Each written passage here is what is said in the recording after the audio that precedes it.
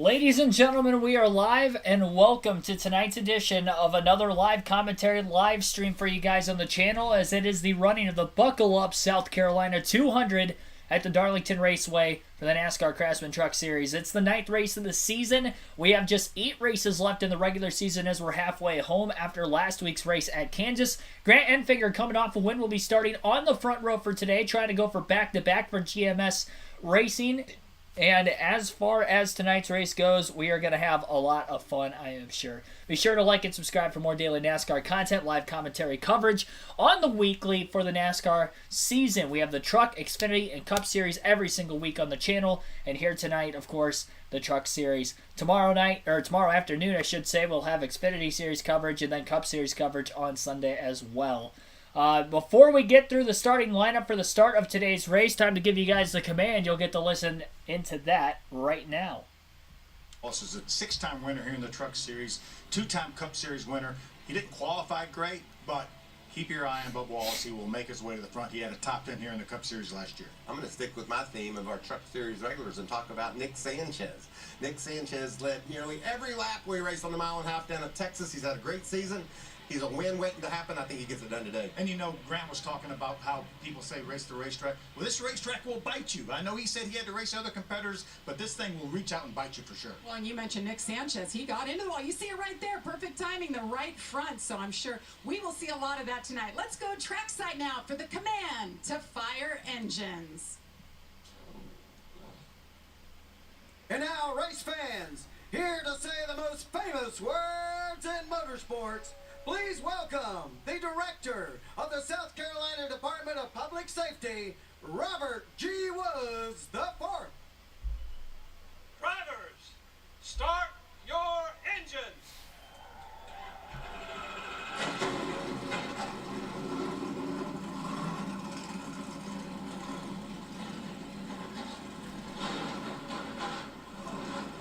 Engines are fired and the race will begin here shortly. Before that ends up happening, we'll actually look at the point standings coming into today's race before we get through the starting lineup. Zane Smith and Ty Majeski are deadlocked and tied for the regular season points lead as we are halfway through the regular season. 8 races to go to crowning the champion there, and the champion will get an additional 15 playoff points for the season. Majeski still winless on the year, came very close last week, had a lot of speed, ended up in an accident in the final stage of the race with Raja Karuth after they were battling inside the top 5, I believe for third if I remember correctly, in that race late.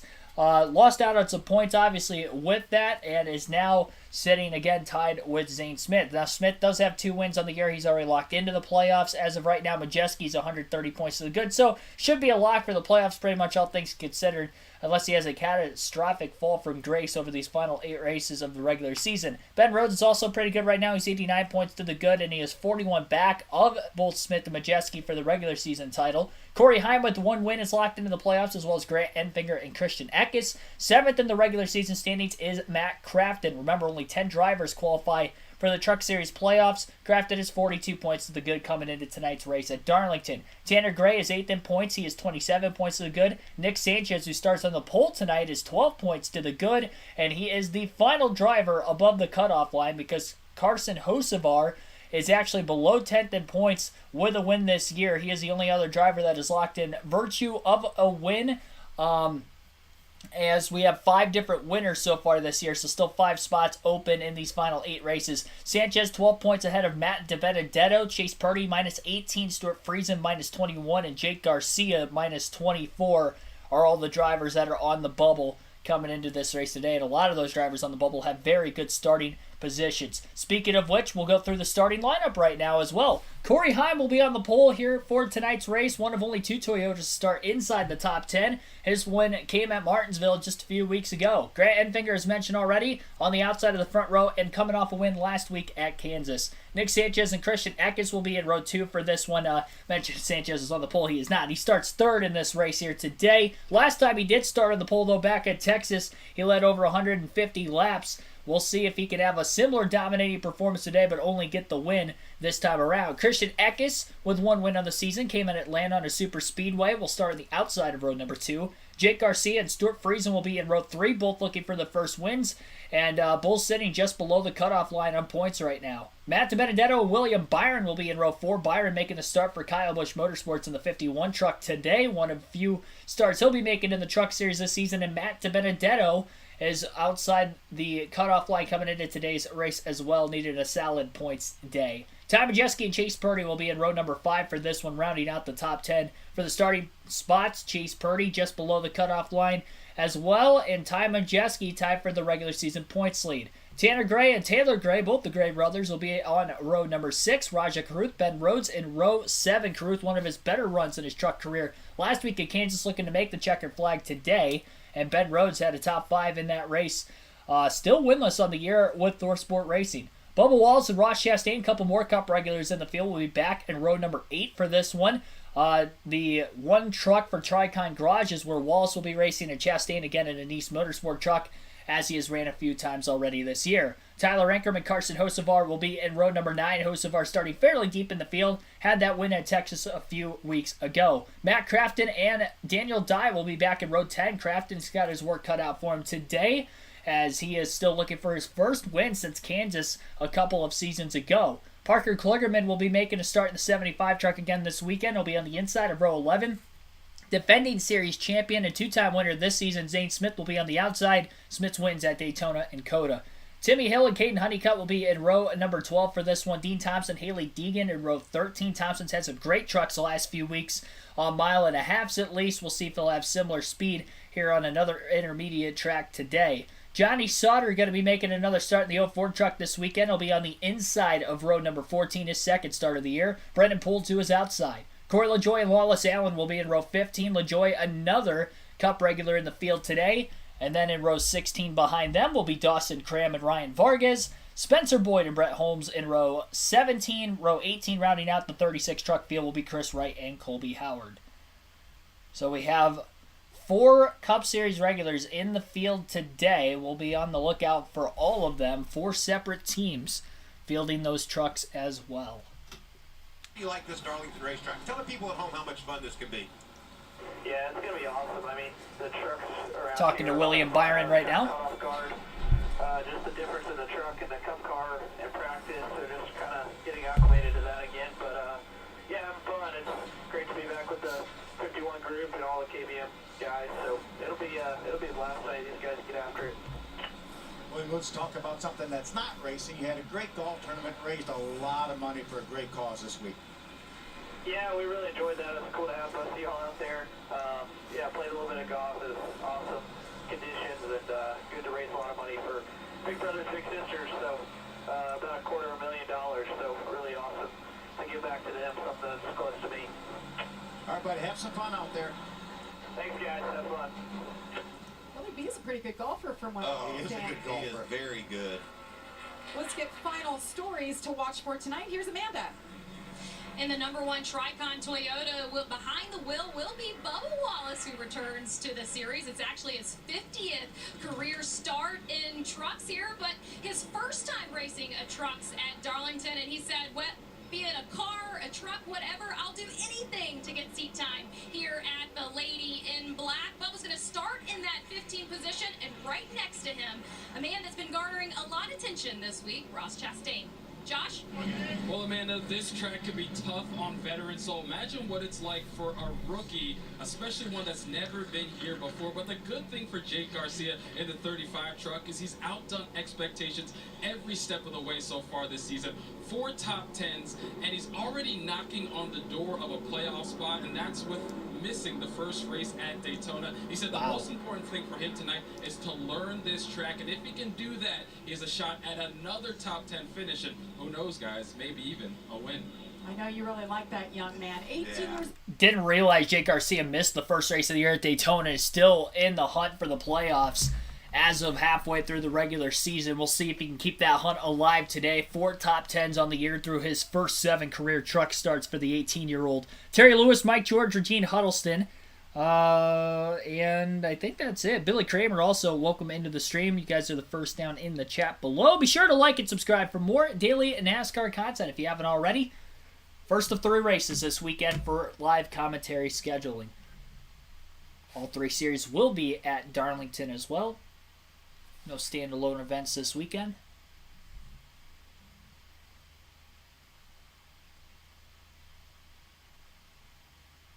Field checking pit road speeds as of right now, and then they'll get the 1 to go signal the following time through. Stage splits today are 45, 45, and 47, all fairly even. They will not have to make any pit stops. Actually, 45, 45, and 57 today.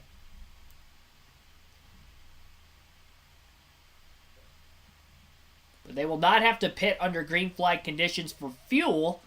Potentially for tires. We'll have to see how that will work itself out. This is a track that eats away at race tires. Not quite as, I should say, Kansas last week did so as well. But you'll see even more fall off in the races this weekend at Darlington. Maybe more so than any other racetrack on the schedule for all 3 series. You almost have to go into the corner, Jamie, and let off before you even know if it's going to stick or not to run a fast lap at Darlington. They used to put something on this racetrack that was the opposite of traction compound. It was actually called bear grease. So I went out here the first time I was here behind David Pearson, and he left tire tracks. So I just followed his tire tracks. Nobody any better here than David Pearson, and that's how I learned how to drive this racetrack. Well, he gave you a blueprint. Totally. If I had that, I'd have fit better than 36. I think I was. Bear grease. What year was that, Bill? That would have been 1981. Yeah, I remember bear grease. They put it on the truck, and it would look all shiny. It looked like it was wet. And it was slippery. It was grease. There you see switcheroo there. Corey Hine taking the outside, which makes sense. On the restart, you want to be out there. Wonder what Nick Sanchez is thinking.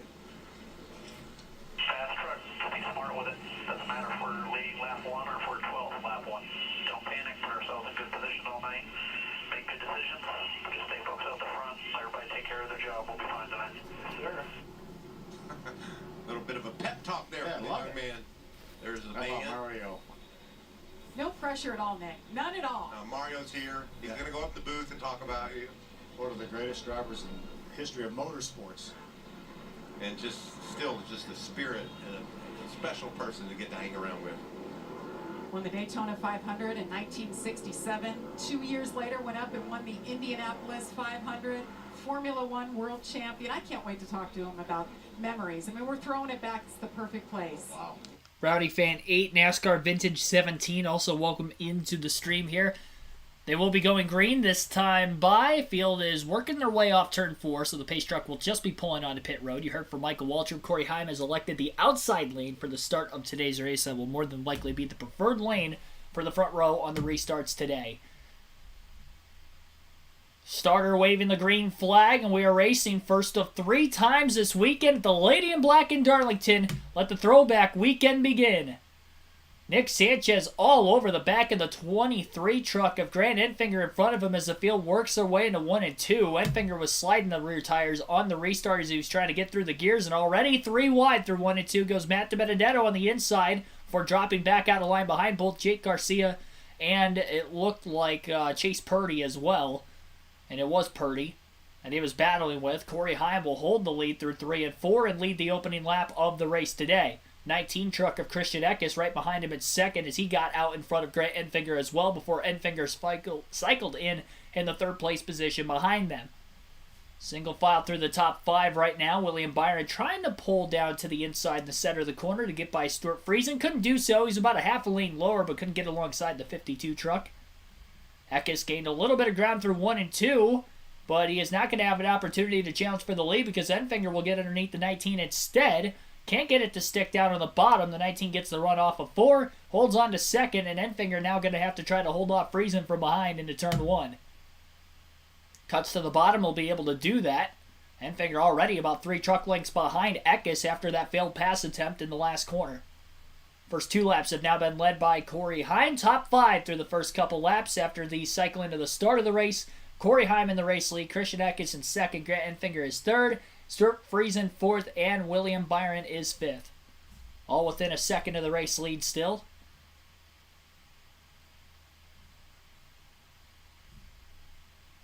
Chastain and Wallace picking up a few spots on the start of the race, as well as Carson Hocevar for drivers outside the top 10. Zane Smith up 4 spots. Make that 5 now from the start of the race. As he qualified in the back half of the field, he's up to 18th. Chastain making another pass on ThorSport truck Ben Rhodes for 11th. They continue to go back and forth, it looks like, on the tracker for position. Corey Heim has about a 2-3 truck length lead, maybe 2.5 truck length lead now at the start-finish line over Eckes. Eckes running a little bit wider line through 3 and 4, more towards the top versus Heim. Everybody diamonding the corner off through turns 1 and 2. Slight bit of a grip strip through turn 2 that they repaved on the racetrack a couple of years ago. After a pothole was created.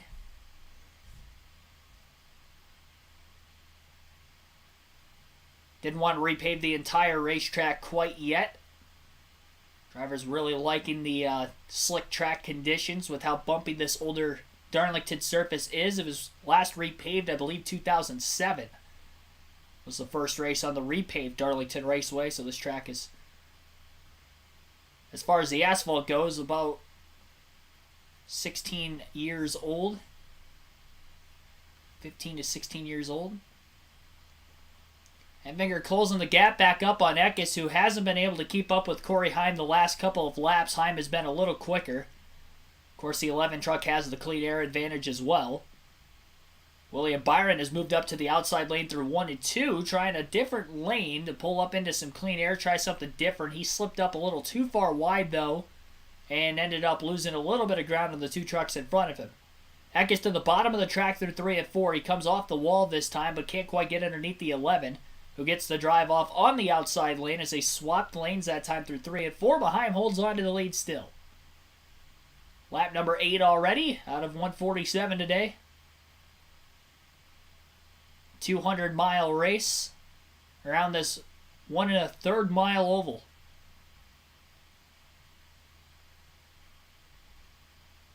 And Chastain has lost a couple of positions. He got by Rhodes for 11th, or at least was battling with him for 11th, and he ended up actually falling back to 14th over recent laps. Both Hocevar and Wallace have gotten around Chastain.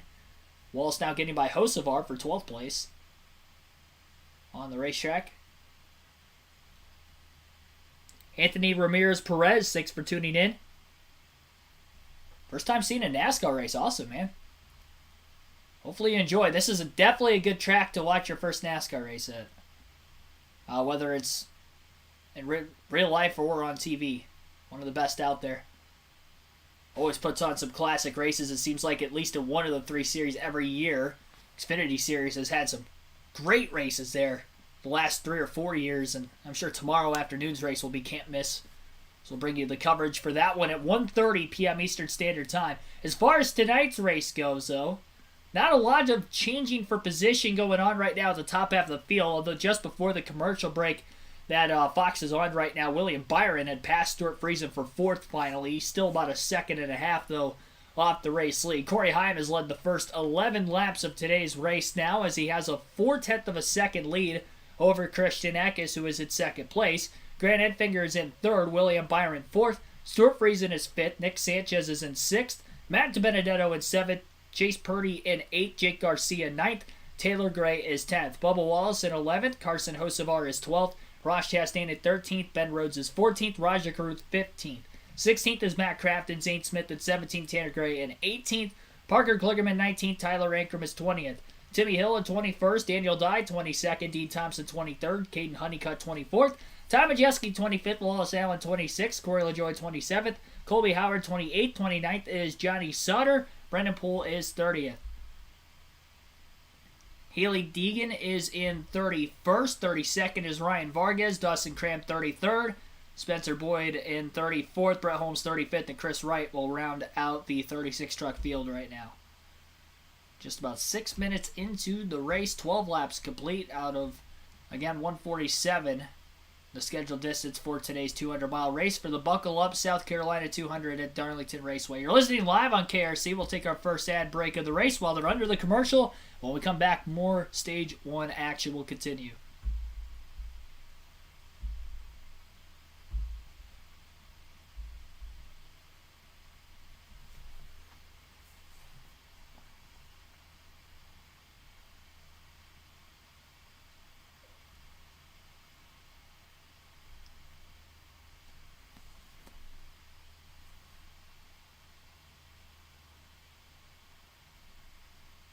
Still on commercial as of right now. Looking at some of the positioning, looks like Hocevar got back around Wallace, and Ben Rhodes is following back a few positions from 11th to 14th during the break right now. Had a great start for that 99 team this season. I mean, he's third in the regular season standings, just hasn't had a win yet. Really hasn't had race-winning speed in any of the races so far this season for the Truck Series. And it doesn't look like that is the case again here tonight either.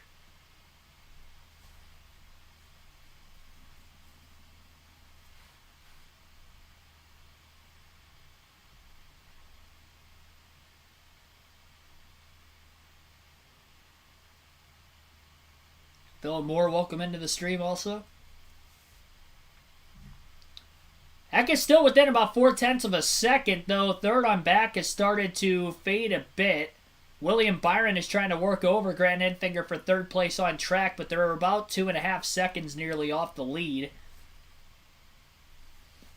Eck has picked up a little bit. That last lap as well was about 0.2 quicker than Heim.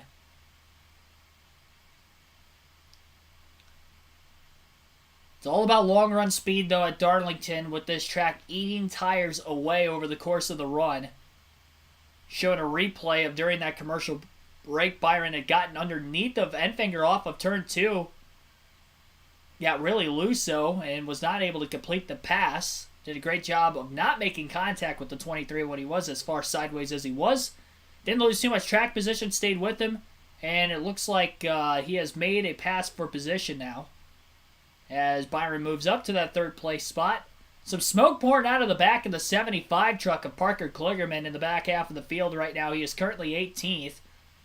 Not sure if that is oil or what is the case here. We are still under green flag conditions right now, but smoke of some sort coming out of the back of the 75 of Parker Kligerman. Doesn't look to be a tire rub, as it is coming out from underneath the race truck, which could be a bit concerning.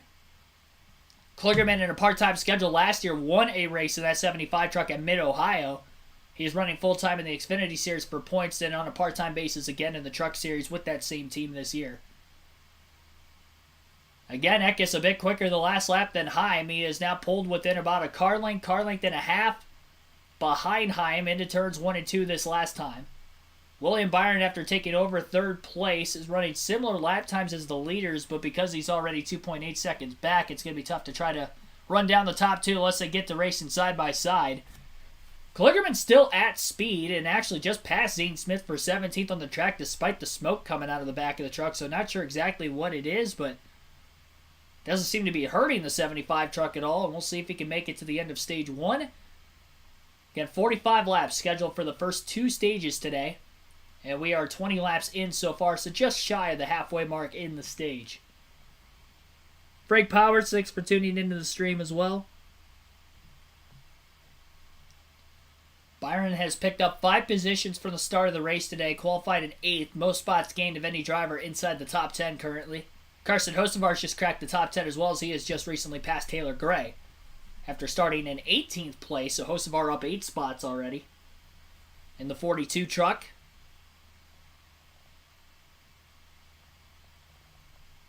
Ben Rhodes loses another spot for 14th.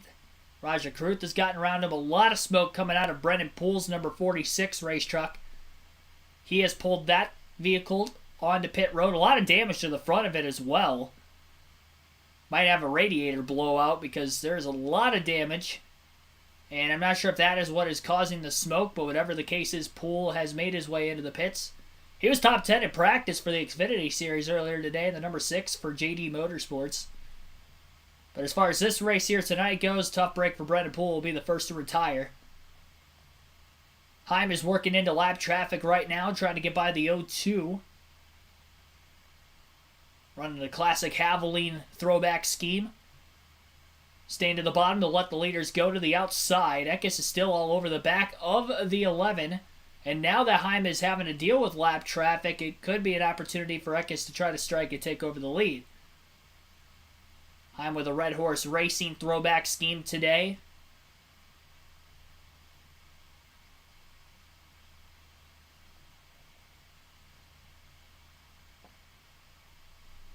Not every truck in the field has a throwback scheme, but most of them do.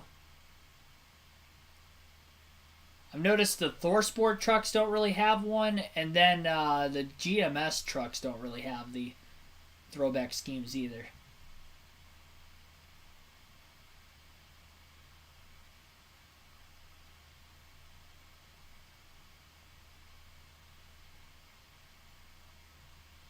Byron, for a couple laps in a row, kind of picked up a little bit on the top two. And then that last lap was a little bit slower again. He's about 3+ seconds off the lead now. Battle for the lead continues. We'll stay right here with our coverage this time as Fox goes to a side-by-side commercial break. So we watch the battle between the 11 of Corey Heim and the 19 of Christian Eckes for the lead here in the early going of Stage 1. Justin White, welcome into the stream. Already issues with Ty Majeski's lost power steering. I don't even have the race audio playing in my ear. I apologize for that. I did not hear that. Rookie mistake on my behalf. Parker Kligerman now trying to get by the 99 of Ben Rhodes. Still picking up spots despite the fact that the smoke is pouring out of the back of the truck. It's not a heavy smoke, but it is still smoking. And definitely not a tire rub from the diagnosis. Doesn't seem to be leaking any oil on the track either, considering the fact that we haven't seen anybody slip into the wall on a consecutive basis. His truck has been smoking for almost 10 laps now.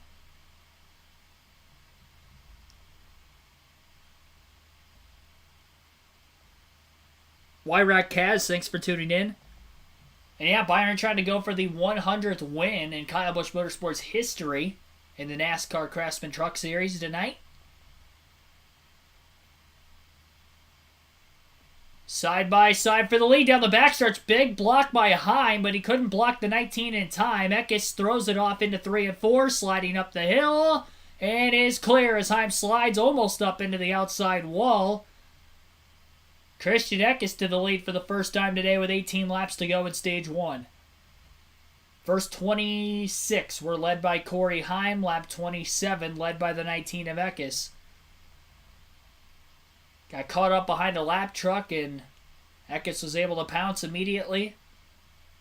Heim couldn't clear the lap truck off of turn 2, which allowed for Eckes to get underneath him. Heim tried to block, but couldn't do so in time.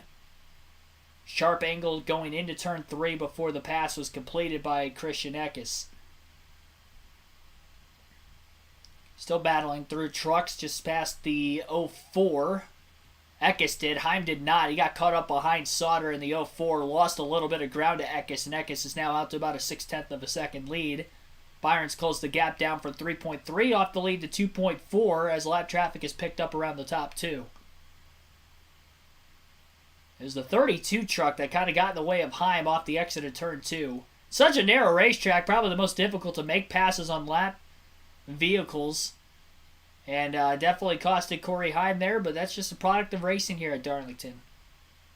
Most narrowest track by a wide margin over the course of the season that we will see. Hocevar up to 8th place. Jake Garcia currently battling back and forth with Chase Purdy for 9th on the racetrack. So Hocevar on the move. We'll have to look out for that 42 if he can get some track position a little later. Picking away, Matt DiBenedetto has also just cracked the top 5, passing Stuart Friesen over the last few laps. Good start for Matty D today. Had a DNF last week after throwing a bad block, causing a Ford truck accident late in the Kansas race. He was running in 3rd at the time.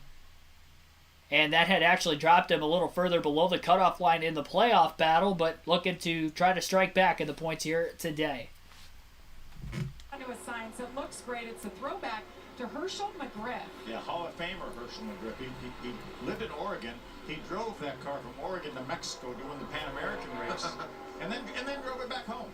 He also raced here in the 1950 Southern 500, the first time they ever raced here in Darlington. It's just an honor to get to remember these folks that Phil and I grew up just admiring. Well, you raced against them, didn't you? Something? I did race against Herschel McGriff. You probably did too. I think I did too, out of Riverside. Yeah.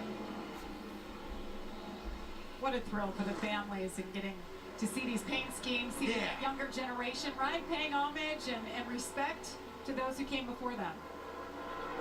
What a fast 19 truck he has, That's too. awesome as you see Ben Rhodes pulling away from Matt Crafton. These trucks are battling just outside the top 15, 16 and 17. See, Matt might be having a little bit better of a run at turn 4 there than Ben did. They're just lurking behind them. Timothy Hill.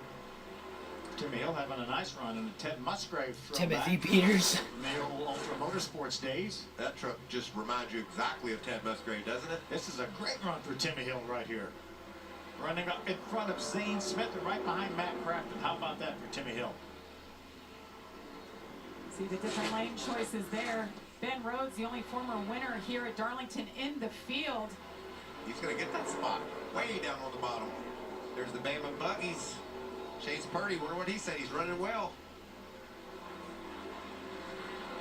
I'm losing brake pedal. Focus. Wake up there, second 42. Huddle, brake pedal.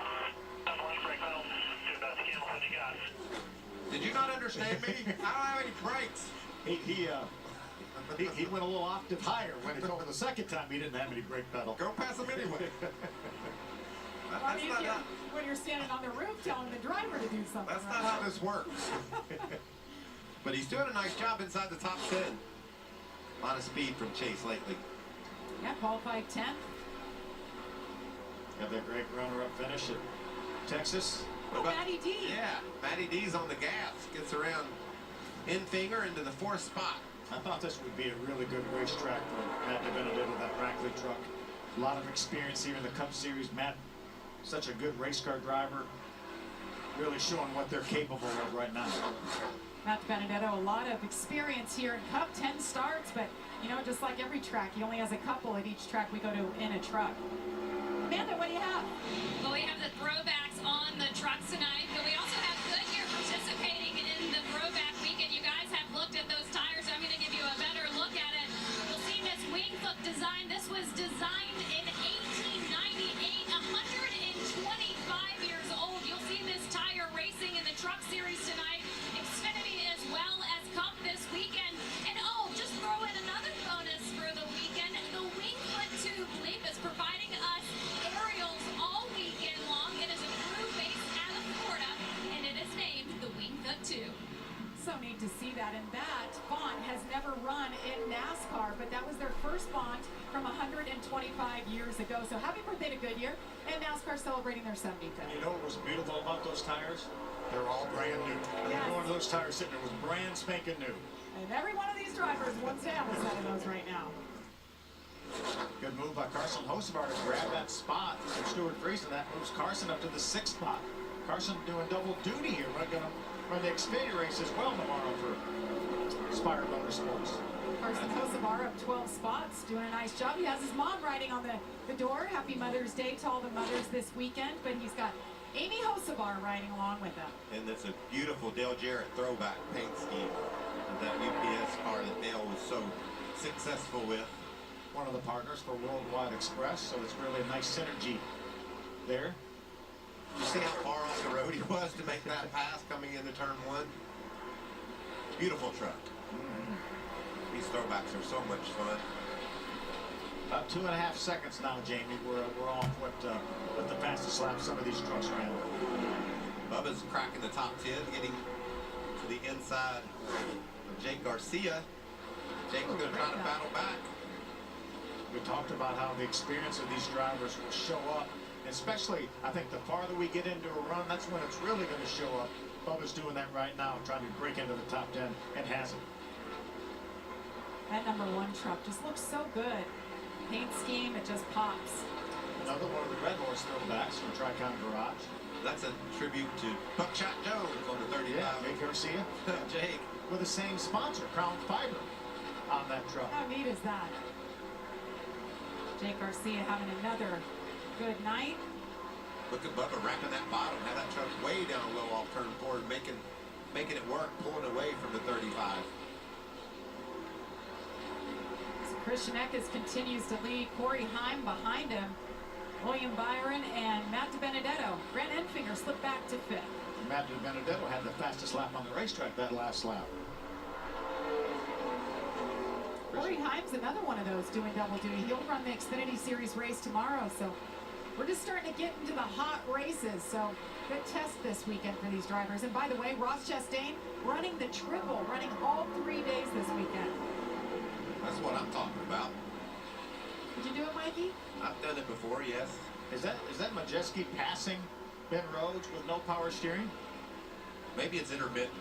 Could be. It's possible. Yeah, they come and go sometimes. How about Matty D? He's closing. Yeah, chasing down William Byron in that 51 truck. 3 more laps. Goodbye, 4. Right in there, 3 more laps to the end of stage 1. What about a clean and green stage 1? This is awesome. It shows you the talent in this series. We talked about 11 drivers have never been here before. Obviously, some of those drivers have been here in other series, but they've never raced a truck here. As you mentioned, almost, we don't want to put the kiss of death on it, but just a few laps from the end of this stage.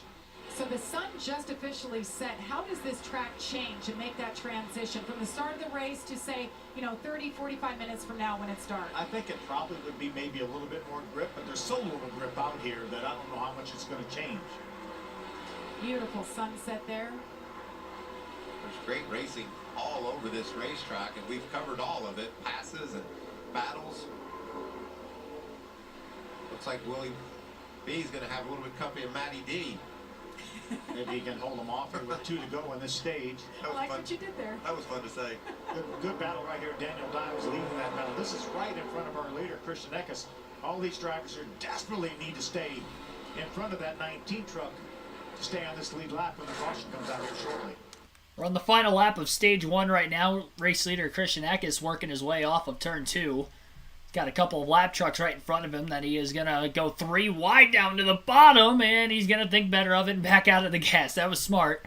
Doesn't want to race that hard just to put trucks a lap down. Not put himself in harm's way. Christian Eckes is going to go on to win stage 1 here today at Darlington. Matt DiBenedetto just made a pass for 3rd, by the way, on Byron in the last lap of the stage, so good for Matty D working his way forward. Corey Heim ends up 2nd behind stage winner Christian Eckes. Matt DiBenedetto 3rd. William Byron 4th. Then Grant Enfinger will finish 5th at stage 1. Carson Hocevar 6th. Stuart Friesen 7th. Bubba Wallace 8th. Nick Sanchez 9th. And Chase Purdy will round out the top 10.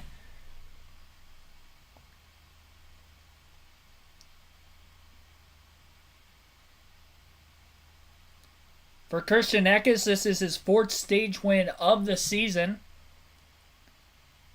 And we will be having pit stops on the other side of the commercial break. Sarah Isaac, iRacing 413, also welcome to the stream here over the recent laps. So that will do it for stage 1. Again, pit stops on the other side. You're listening live on KRC for the Buckle Up South Carolina 200 at Darlington Raceway for the NASCAR Craftsman Truck Series.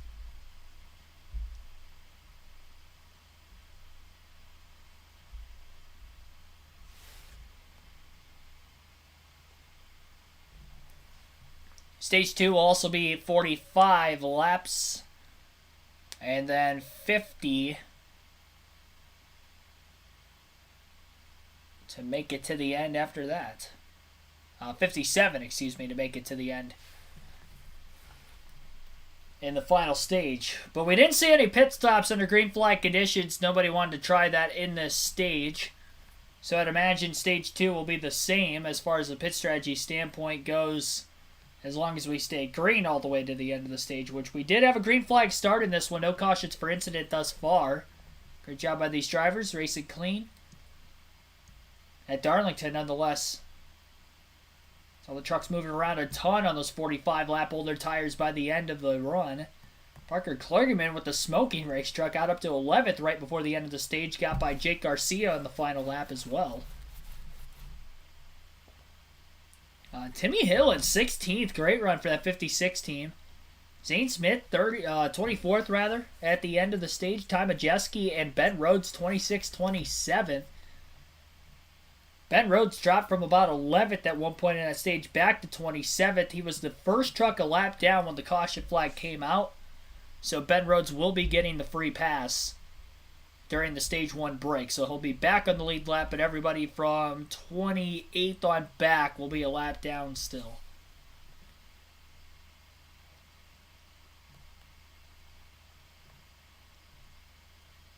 The race is on Fox Sports 1 for anybody wondering. Now, tomorrow's NASCAR Xfinity Series race is actually going to be on the Big Fox at 1:30 p.m. Eastern Standard Time, or you can listen live here on KRC as well, right here on the YouTube channel.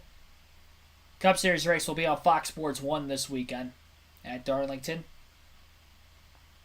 I think the next Big Fox race for the Cup Series won't be until Charlotte for the Coke 600 in a few more weeks. Be sure to like and subscribe for more daily NASCAR content if you guys have not already. Our goal is 100 likes for tonight's stream. Got to refresh the page to see how many we're at right now. Got about 100 people watching. 38 likes so far.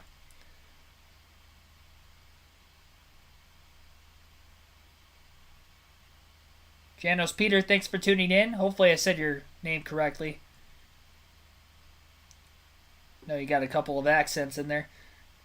David Griffin, also welcome to the stream. Pulling triple duty this weekend with the live commentary streams. Again, we got tonight's race, Xfinity race at 1:30 tomorrow afternoon on the channel, and then the Cup race will start at 2:30 on the channel on Sunday. All Eastern time zone.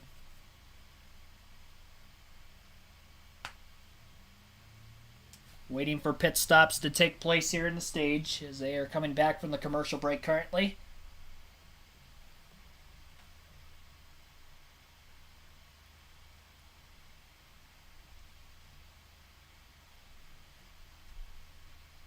Down to about 99 laps to go. The only two drivers that were Cup regulars that actually finished in the top 10 at the end of stage 1 would have been William Byron in 4th and then Bubba Wallace in 8th. Corey LaJoie was 22nd, and Ross Chastain was 15th at the end of the stage. Love that Adam Petty throwback as well on the 45 truck. Showing the pass down the backstretch that Matt DiBenedetto made on William Byron. Byron got hung up behind a couple of lap trucks off turn 2. DiBenedetto got down to the bottom of the racetrack and cleared him off turn 4. Clean pass on the bottom. Trucks are in the pits currently. Their way down pit road. They're coming to you, Amanda. Oh, and let's go ahead and go to Grant Ainfinger. He started on the first row, and when he talked to his team ahead of the race was, let's be smart, let's be aggressive. It won for us last week, but let's just do us. As we got closer to the end of the stage, he relayed to his team that the truck is getting freer and has requested a round out of that right rear as you see there. And then for Matt DiBenedetto, you'll go back to qualifying. He had those really large eyes after qualifying, said the truck was really loose, wasn't sure how he was going to do his adjustments ahead of this race, but didn't want to change it too much in assessment of the track. Said that the truck was a little free, but it's very close. Josh? Corey Harmon, the 11, started free, then that truck started to tighten up 10 to 15 laps in. They're going to make an air pressure adjustment to help him because he liked it when it was a little free. As far as your stage 1 winner, Christian Eckes, happy with the truck, just needs a little rear security, but no adjustments, just 4 tires and fuel. Eckes does win the race off of pit road. Tyler Ankrum came off 2nd. Dean Thompson in 3rd. Rajah Cruz 4th. And Ross Chastain 5th. I don't know. No, that's not accurate. That leaderboard was not accurate. There's no way. Because it showed everybody in the top 10 had gained like 8+ positions. Eckes did win the race out of the pits, though. And everybody came down to take 4 fresh Goodyears. First new set of tires on the race truck since the start of the race. And we'll get set for another thrilling restart on the other side of the FS1 commercial break. We'll stay right here. Just over a half hour after the drop of the green flag already, down to just 97 laps to go. 50 laps in the book so far. And Christian Eckes won stage 1. Corey Heim had qualified on the pole for today's race. He led the first 26 laps of this race before Eckes has now led the last 24.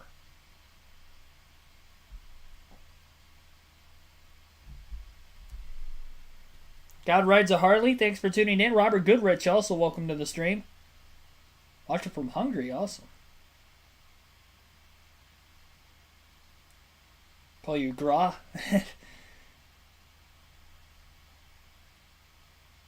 If I remember that, I will do so.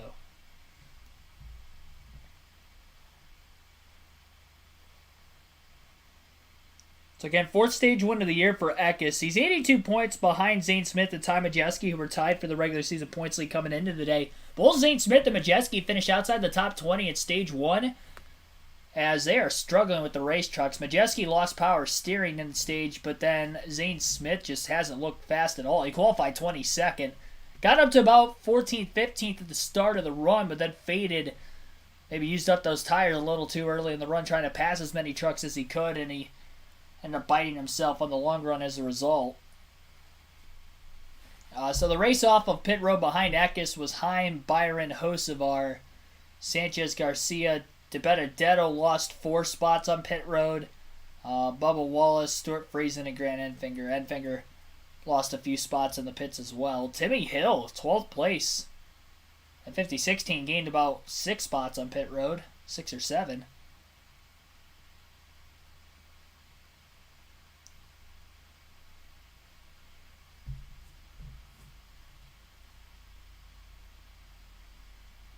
Nick Crane, welcome to the stream as well. I'm leaning towards Larson and Hamlin again this weekend, honestly, as of right now. Haven't seen the Cup cars on track yet this weekend, so not going to confirm that. We have to see how practice and qualifying goes tomorrow yet, but that's who I'm leaning on going into the weekend at least, especially Larson. I think the extra seat time this week will only help him as well in the Xfinity Series. He'll be running the 10 for Coley Grayson tomorrow. He's never won at Darlington in any series, but he's led over 500 laps, second 3 times. Just hasn't gotten the win. That's just on the Cup side.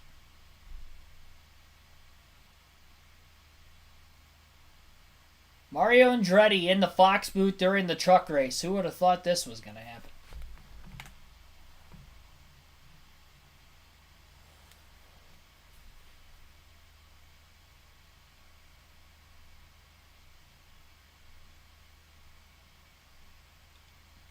Qualifying, I guess he was just feeling his way around, you know, in the first stint, but he's out there, he's fighting, and you know what, I'm very proud of him. Yeah, Murray. I'm riding with him because my name is on the other side. I saw that. That looks great out the door, just like it was in '67. But you've raced and won all over the world, and you ran a handful of NASCAR races, also some USAC stock car races. But is this one place that you wish you would have got an opportunity to race?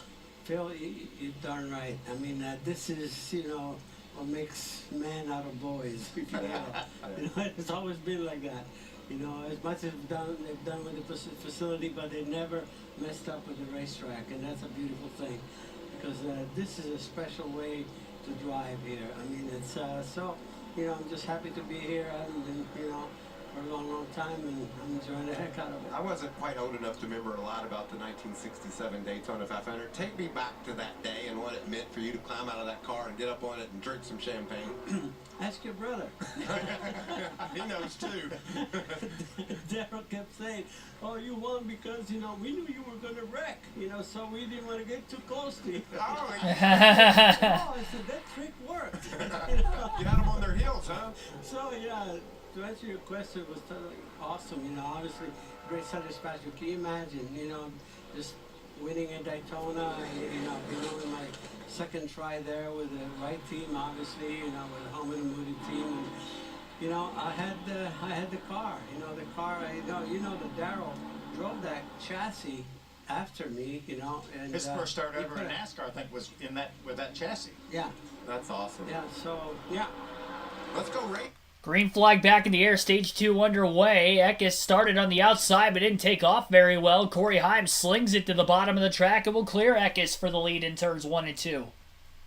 Side by side for third going on behind them between the two of Sanchez and the 51 of Byron. Byron quickly clear as well. Hocevar working his way around Sanchez on the backstretch. Hocevar to fourth.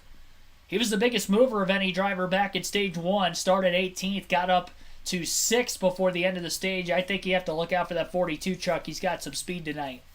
Bubba Wallace ripping the outside as well, getting by Sanchez and DiBenedetto on the restart.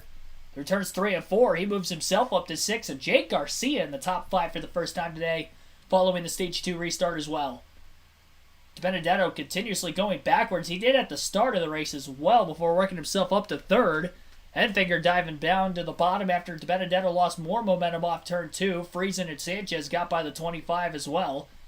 DiBenedetto hanging on to the outside, may get back around Grant Enfinger this time and does just that through 3 and 4. Heim with about a 2/10 of a second lead right now over Eckes. 2 laps following the restart with Corey back in the lead just as he took off on the short run at the start of the race as well. Before Eckes ate him up about halfway through the stage and started pulling away from him as well in the second half. Jake Garcia passed Carson Hocevar for 4th on track. He had fallen just outside of the top 10 right before the end of the last stage, so he picked up some spots on pit road, a couple more on the restart, and that is why he is in 4th right now. We'll see if he'll have the long run sustainability, though, during the stage 2, if we do get another long green flag run once again.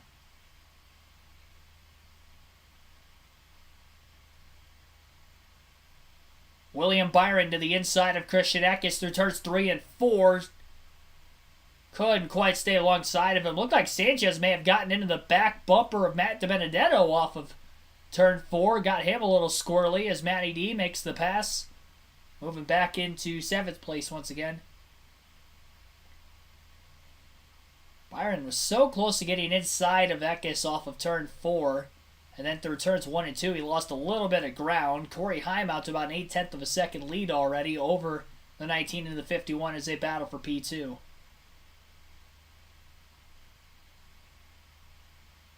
Sanchez trying to play a little bit of defense right now and hold off Stuart Friesen for the 8th spot on the racetrack.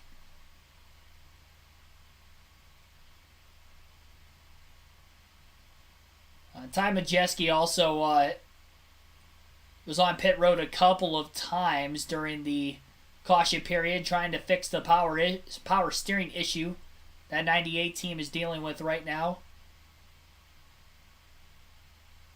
And as a result, he is 2 laps down and counting as he is back on pit road again. And it looks like he's now pulling to the garage. So tough break for Ty Majeski. And that's going to take him out of any sort of a chance to get a good finish as they'll go to work and try to fix the truck, get him back out onto the track, maybe gain some more positions if we see any DNFs. Every point matters, especially with him racing for the regular season title. Again, he was tied for the points lead coming into the night. This could be back-to-back DNFs if they can't get the truck back out onto the track here today.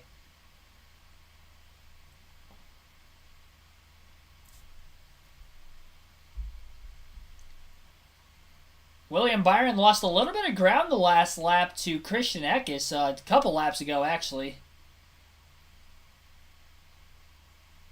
Just noticed that he's still in 3rd, but he's about 1.3, 1.4 back in the lead. Eckes still within 7 to 8 of a second off the lead. Byron must have had a moment a couple laps ago when battling Eckes because he was nearly inside of him. And now he is about 5 to 6 truck lengths behind him. Eckes was a bit quicker 2 laps ago. That last lap, he was about a 1/10 slower than Corey Heim. A lot of that was losing ground through turns 3 and 4. Byron picked up a little bit and was a skosh quicker than Eckes, but not quite as quick as Heim with the clean air. It took until lap traffic before Eckes was really able to close in on Corey Heim during the last stage as well, so I wonder if that'll be the case here once Heim loses the clean air advantage and has to work through lap trucks, if maybe the lead will start to go away.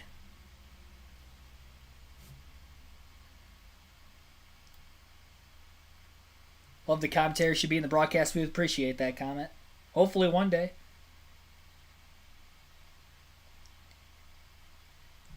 Fox on a full screen commercial break as of right now in stage number 2. Thanks for everybody tuning in again here today. Be sure to hit the like button and subscribe for more daily NASCAR content. Your top 10, Corey Heim is in the race lead right now, 9/10 of a second over Christian Eckes in second place. William Byron still in third, 1.6 seconds off the race lead. Jake Garcia holding down fourth, 3.9 off the lead. Carson Hocevar is 4.1 seconds back in fifth. Bubba Wallace still in sixth following the restart, 4.9 seconds off the race lead. Matt DiBenedetto's in seventh, 5 seconds back. Nick Sanchez is 5.7 seconds back in eighth. Stuart Friesen is ninth, 6.2 back and 6.4 seconds off the lead. Is Grant Enfinger rounding out the top 10.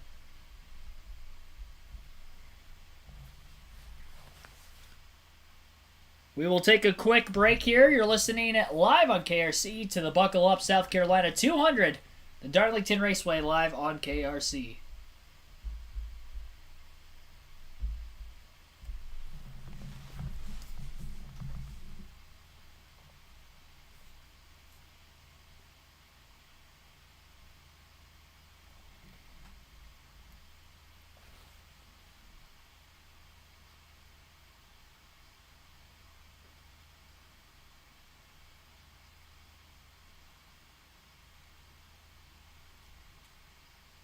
Alrighty.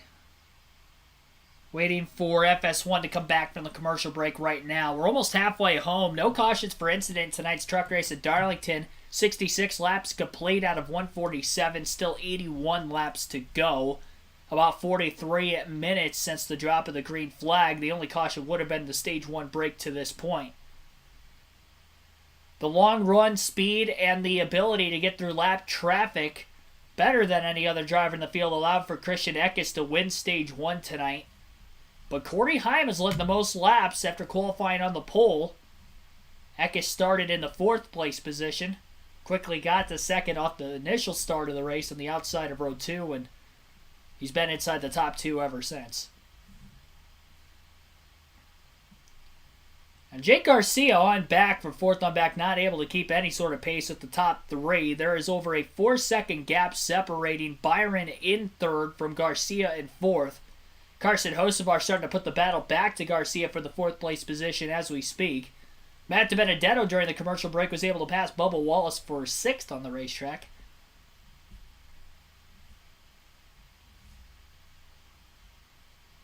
Hocevar took a peek to the inside of Garcia through turns 3 and 4 that time, but couldn't stay underneath. And getting the run off the high side was Garcia, who had about a 2-truck-like gap getting into 1 and 2 again. Hocevar down on the bottom of the racetrack again through 1 and 2. Can't get to the inside of Garcia yet.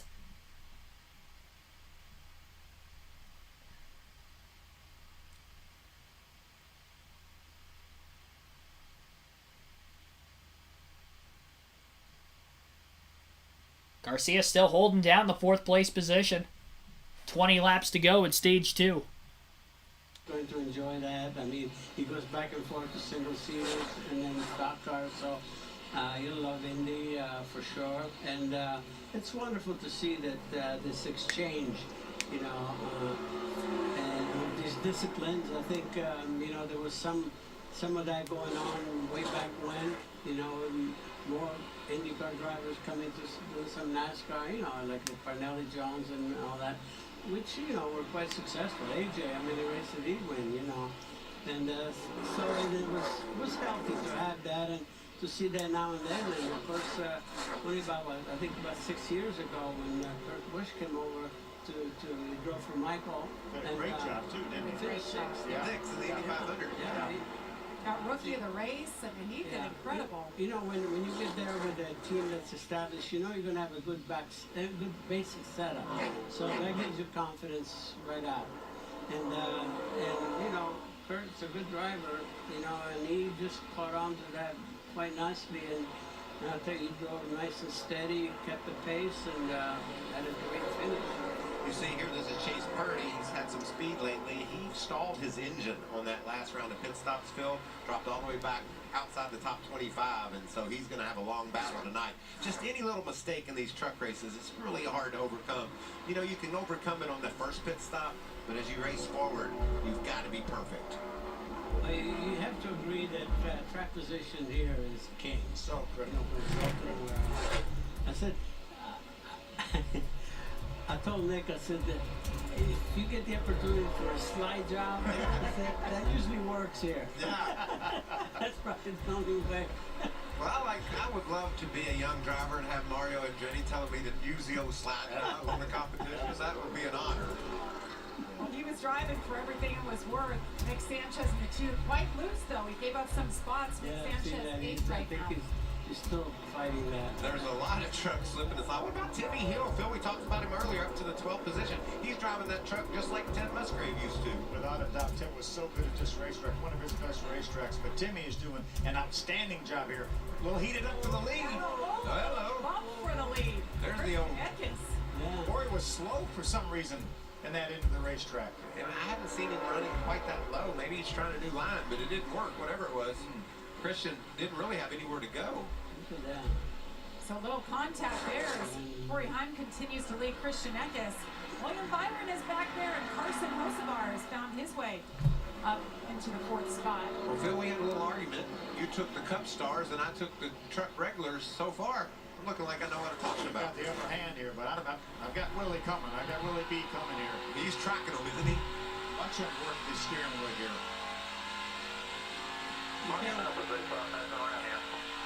Mario, what do you think about these trucks? They're pretty cool looking race vehicles, aren't they? Pretty. Oh, absolutely. Pretty Yeah, neat. yeah, no question. I mean, it's a great area to be before you step up to the next level. But here again, especially here, we're saying you can see experience really works here.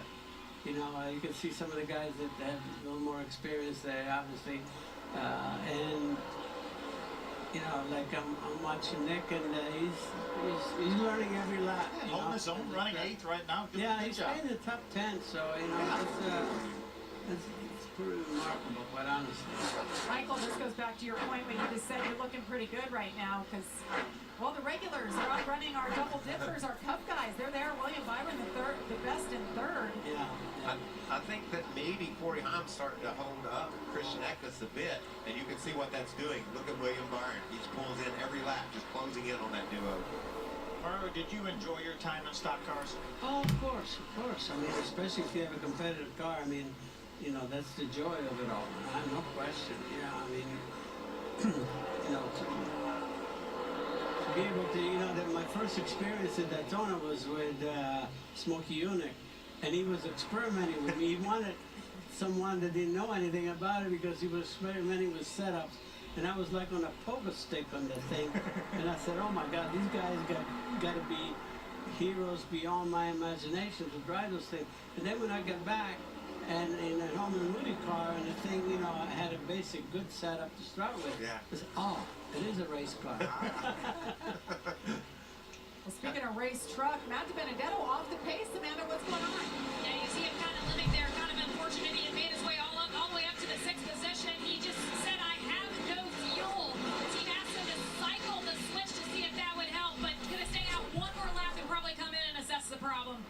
Maybe a fuel pressure issue, Got to get Phil? a fuel pump or something like that because there's no way that they didn't fill it up at the end of that first stage. So there's no way he should be low on fuel. Side by side, William Byron trying to get that second spot from Christian Eckes. This is going to be a fun battle. We've been watching all night. It continues. I want to tell you what's funny. The Cup guys, you know, it's 400 miles. They might give you a little bit of give and take. They might let you have a spot here or there.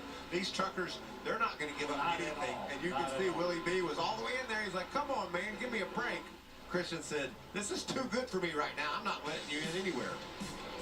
Corey Hines, like 10 laps to go, stage 2. Fox heading to a side-by-side commercial break.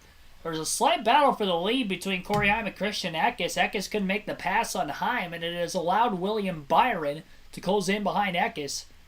All three drivers within 1.1 seconds of each other right now, but Byron, if he can get by the 19 of Eckes, maybe he's got a shot to get up to Corey Heim and battle for the race lead here before the end of stage 2. Byron looking low down on the inside of the racetrack. And again, just can't quite pull alongside of Christian Eckes.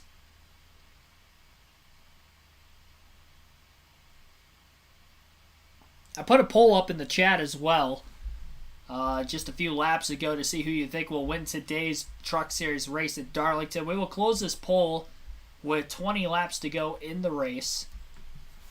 And I just decided to put the top 3 trucks in there. They've probably been the 3 fastest today. Carson Hocevar, who's also looked pretty quick, has actually just gotten up to 4th place on the racetrack, passing Jake Garcia a handful of laps ago.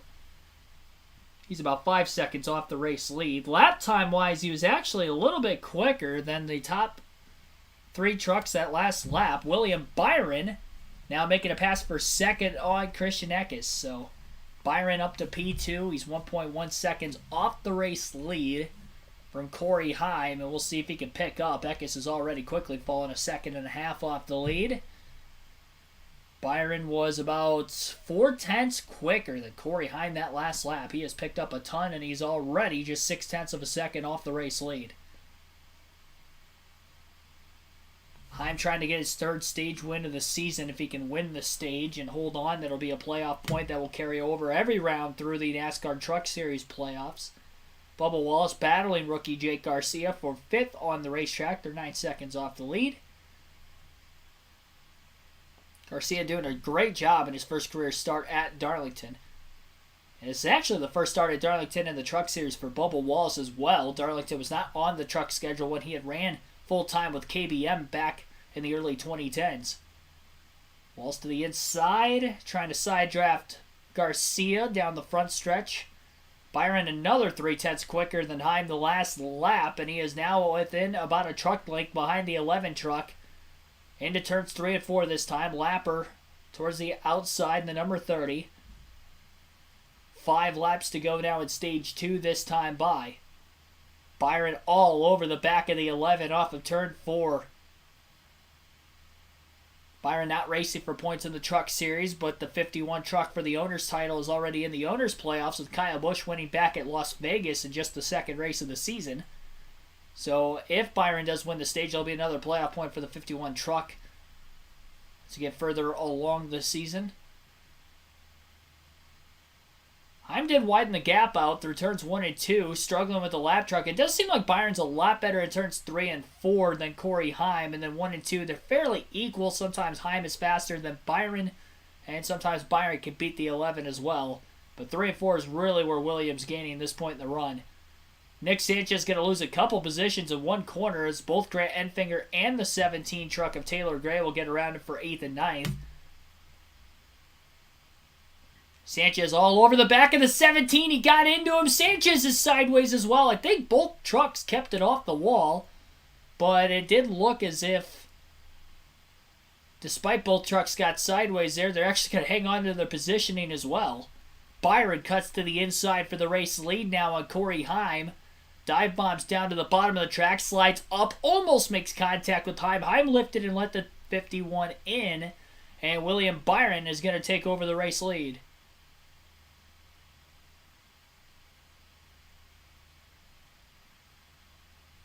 So William Byron will take over the race lead, and this will be his first lap led of the night after 88 laps are now complete. 2 laps left in stage 2. Corey Heim is holding off Christian Eckes desperately for 2nd, with another stage point on the line amongst them. I think Timmy Hill just moved into the top 10 after the contact between both Nick Sanchez and Taylor Gray. Gray is still in 10th, but Timmy Hill up to 9th. What a great run for him today. Sanchez is losing a bunch of spots after that big slide. Probably burnt all the tires off the race truck basically at that point. 1 lap to go now for William Byron at the front of the field here in stage 2. About a 1 second lead already built up for Byron. Heim was able to hang on to 2nd for now over Eckes. If he can hang on for the final lap and have a good pit stop, may be able to restart on the front row again. He got to the lead from the bottom lane on Eckes, and Eckes was never able to get back to the lead in stage 2 like he did back in stage 1.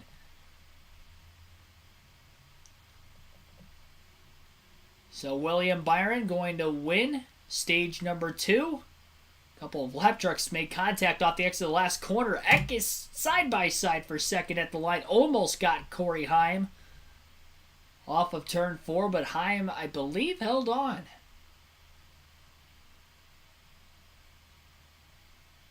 It looked like he held on.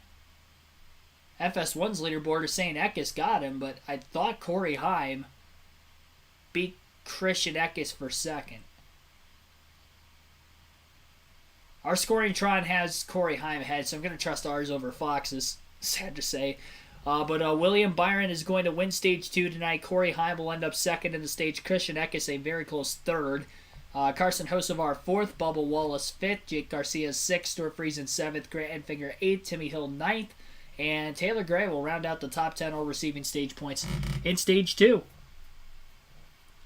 GG33 Delzander, thanks for tuning in.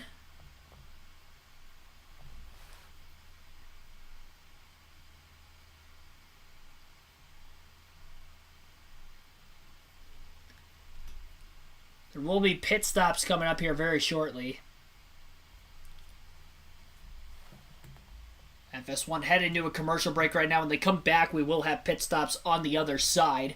While we're at our Stage 2 break, we have our diecast showing for the week. This driver making his first NASCAR Cup start since retiring back in 2021, and that will be Ryan Newman. So we've got a 2002 Altel Dodge, actually Altel Ford, before they made the switch to Dodge. So Ford Fusion, Ryan Newman. Penske paint scheme. This is from 2002. You can see the rookie stripes on the back of the race car. He's running a throwback scheme similar to this one. For Rick Ware Racing, he'll be driving the 51 car this weekend. It'll be his first start with the next-gen car, and interested to see how Ryan Newman does. Cup Series goes with their on-track activity starting tomorrow morning. And, of course, the race Sunday afternoon. But I always like this paint scheme. Interesting fact, actually, we named our cat that I had back when I was younger after Ryan Newman, so we named him Newman.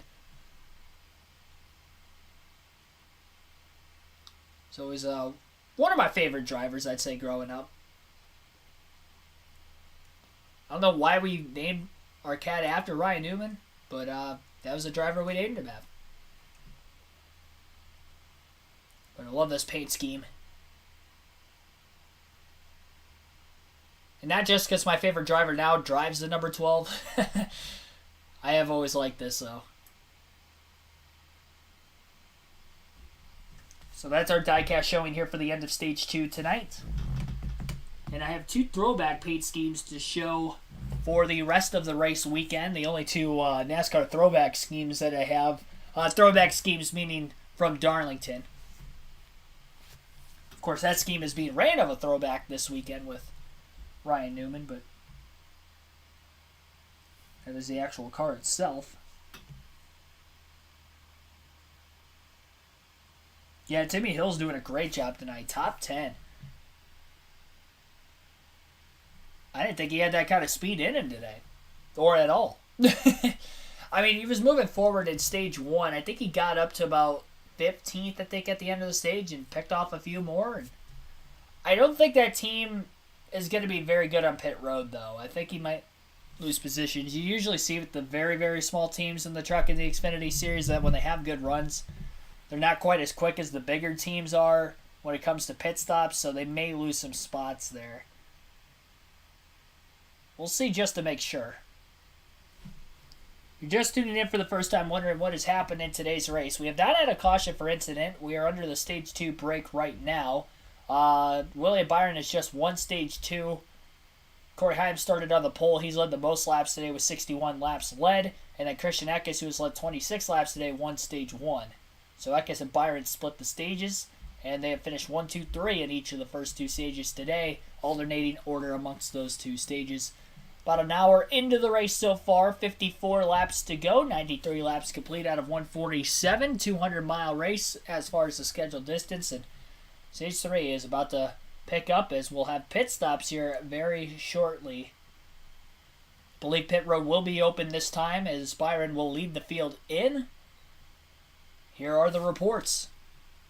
earned today so far. Christian Eckes with 18, Corey Heim tied. They have just been neck and neck from this drop of the green flag. C.J. Garcia with 5. And how about Timmy Hill? Finished 9th in this second stage here. What a great run. Beautiful. Great Hill. job for Timmy. The pits are open. They're coming your way, Amanda. Well, as the one makes his way here, Bubba Wallace, he's going to gladly take those 4-sticker Goodyear tires, top off with fuel, and feeling that the truck hasn't found the tightness that they had in practice. A little chassis adjustment, Josh.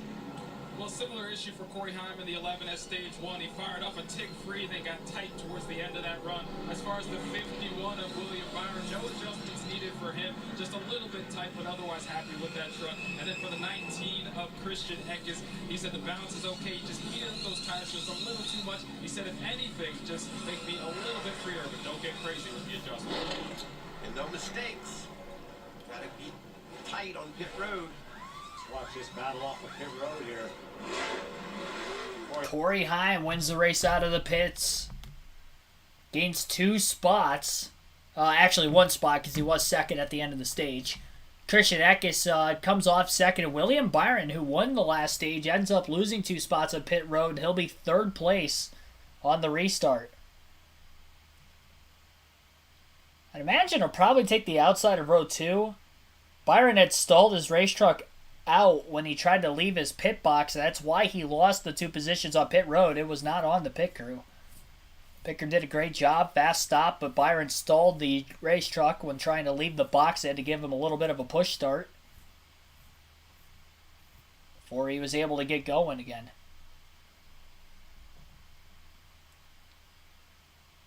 Jake Garcia also gained a spot on pit road as he'll be in 4th place. Timmy Hill gained 3 spots in the pits, and he's going to be in 6th, I believe.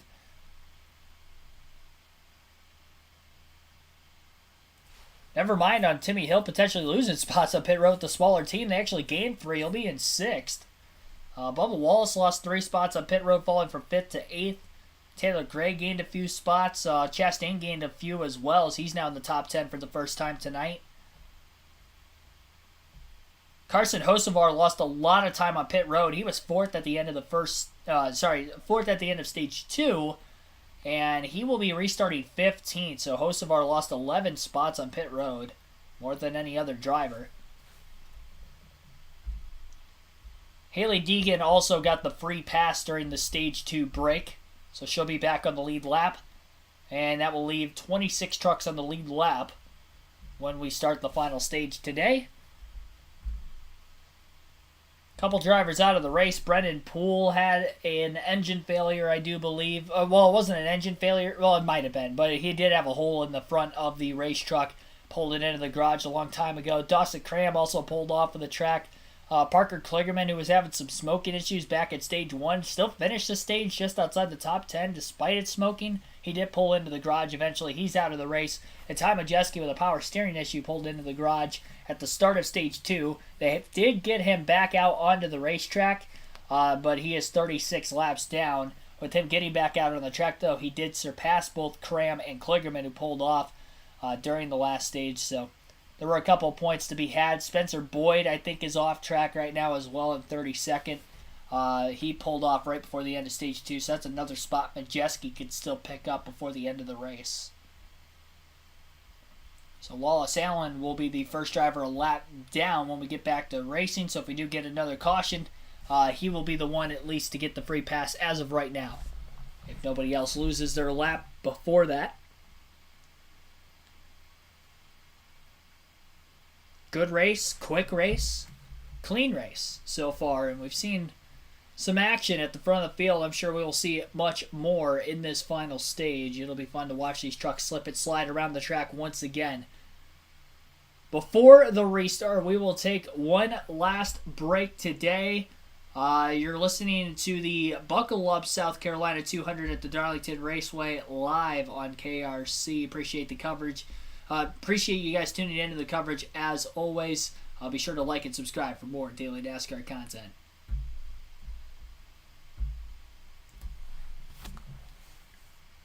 Alan Williams, thanks for tuning into the stream as well.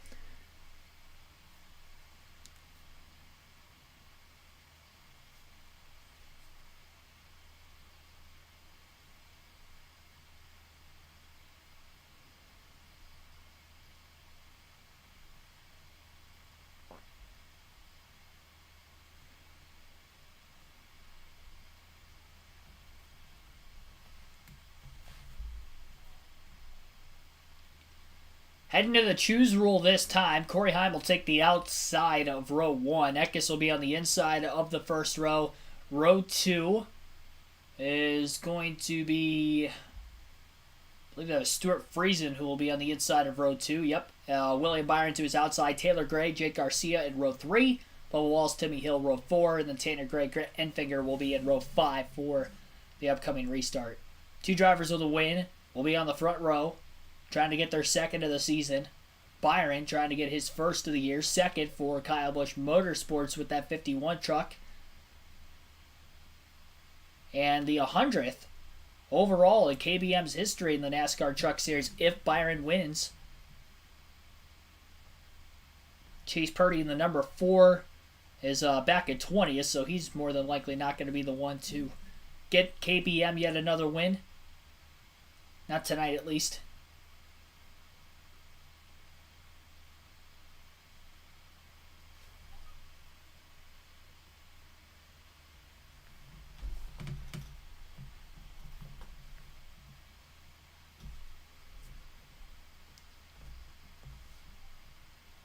The way the race has gone so far, this could be the final restart.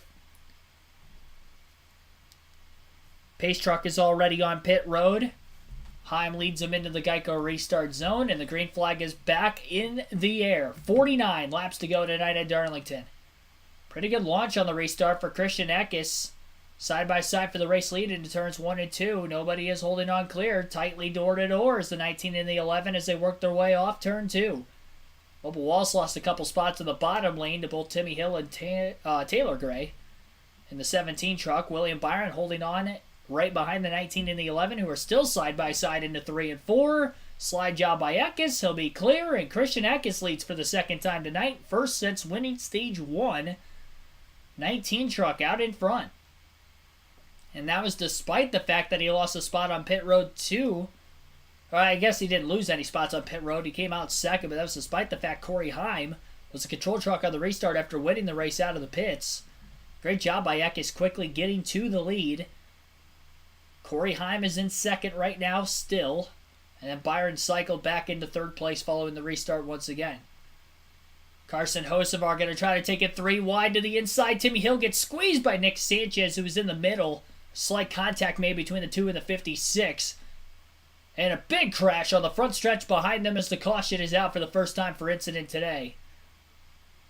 3 trucks are around. One of them is Zane Smith in the 38.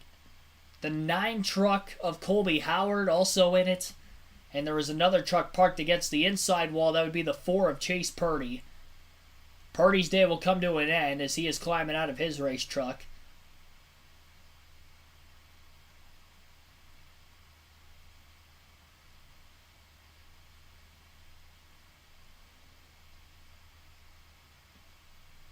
Purdy upset.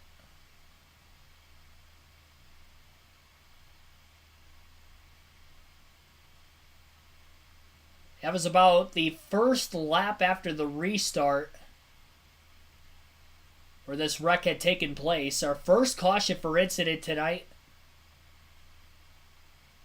I think Purdy's going to walk back to the infield care center.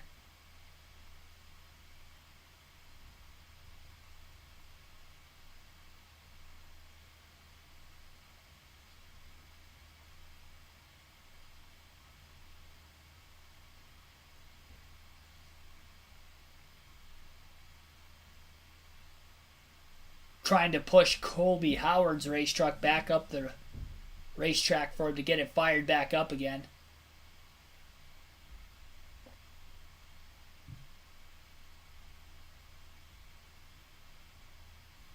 Purdy climbing back over the inside wall to get back into the ambulance and take the trip to the infield care center.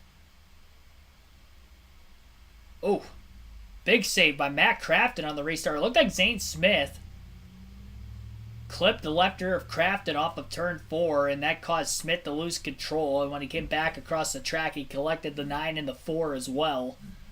Crafton made a good save, kept the truck going straight, and doesn't really have much damage. Crazy save by Matt Crafton. Zane Smith could not hang on to that truck, though, off turn 4, and I think the contact with Crafton definitely knocked him far enough sideways that he couldn't save it. So 3-truck accident off of turn 4, our first accident of the race.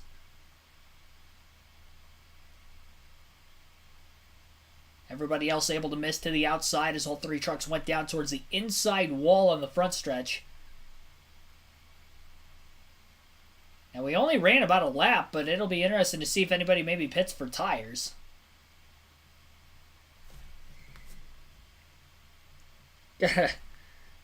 Fake Kevin Harvick in the chat. Thanks for tuning in. Sherry Hicks, also welcome into the stream. Yeah, Perkins racing tomorrow. He didn't make a qualifying lap, but he was top 10 in practice. I think he was 9th overall in practice earlier today, from what I saw. Mark Barnum, also welcome to the stream.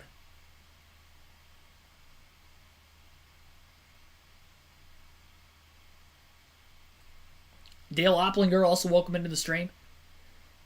Our goal tonight is 100 likes on the stream. Be sure to hit that like button if you haven't done so already. We're only at 62 likes so far, and we're down to just 44 laps to go. So be sure to hit that like button. We have had about 150 people watching at one point in time in this truck race today, so appreciate everybody for tuning in. But be sure to hit that like button. Also subscribe for more daily NASCAR content. Over 60% of people who have watched the channel over the last 28 days are not subscribed, so be sure to do so if you haven't already. It helps the channel out a ton, helps the stream out a ton, gets this channel recommended to other NASCAR fans. There's a lot of them out there in the YouTube sphere that do not know that this is a thing every weekend, and like to grow the community even more.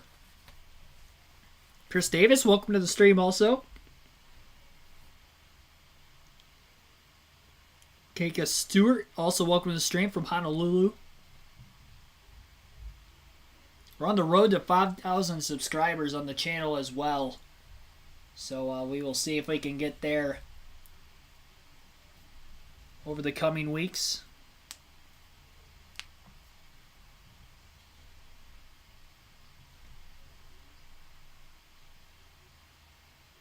That contact knocked Timmy Hill outside the top 10, unfortunately. They were 3 wide. I mean, it wasn't like it was all Sanchez's fault. He did have a truck underneath him. And 3 wide at Darlington just doesn't really work out. Surprised Timmy actually kept it off the wall. It might have burnt the tires up a little bit, though, with the slight slide as well as Sanchez. Second time Sanchez has gotten pretty far sideways in the middle or exit of a corner today because of contact with the truck to his outside. That burned his rear tires off the racetrack quite a bit towards the end of stage 2 when he did that, and he ended up losing about 6 positions in the final 10 laps of the stage as a result. So Eckes got to the lead on that last restart. Again, these are the first laps that he has led today since winning stage 1. Just kind of got stuck back in traffic behind Hyman and Byron during stage 2. And despite not being the control truck on the restart and actually being on the inside of row number 1, he still was able to get to the lead. And we saw Corey Heim take the lead away from Eckes on the inside earlier in the race as well. So it'll be interesting to see if Eckes maybe tries to take the bottom again or he takes the top. It seems like if you can't clear the truck on the bottom if you're on the outside of row 1, if you can't clear them off of turn 2, that is when the bottom lane has been able to clear into 3 and 4 with the slide job. We saw it from Heim and we saw it from Eckes now. And I'm sure you'll see both of them on the front row for this upcoming restart once again.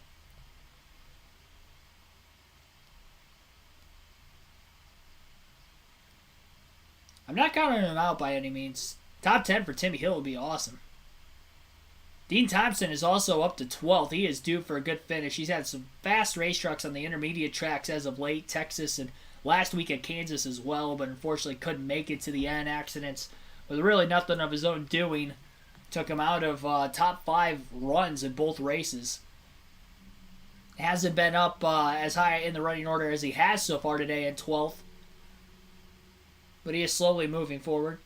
Ross Chastain hit pit road during that caution flag. I think Matt DiBenedetto also pitted. Those were the only 2 drivers to take tires. Only about a lap and a half on the tires to this restart, which is why most of the field stayed out. Most of them do have another set or two left. But a lot of them at the front of the field definitely not wanting to lose track position. One lap is worth it, but there are still 25 trucks on the lead lap. It's going to make it tough. Now, Chastain, I believe, was in 9th when the caution flag came out. So it's interesting that he gave up all that track position, but we'll see what he can do.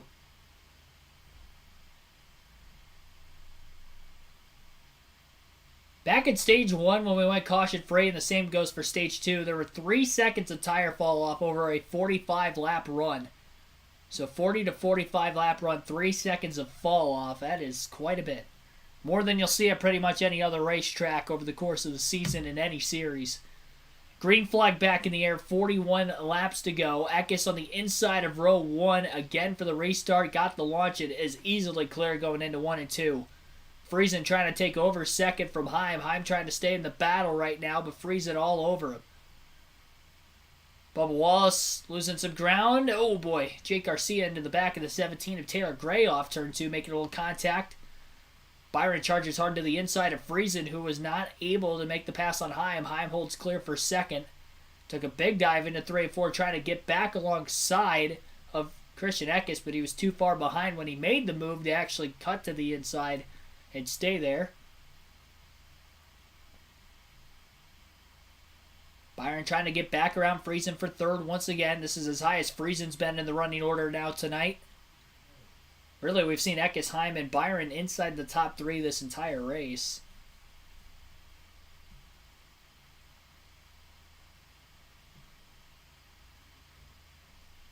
They've changed the order amongst those 3 quite a few times, but they have been in the top 3 the whole race, and are probably the 3 strongest trucks in the field.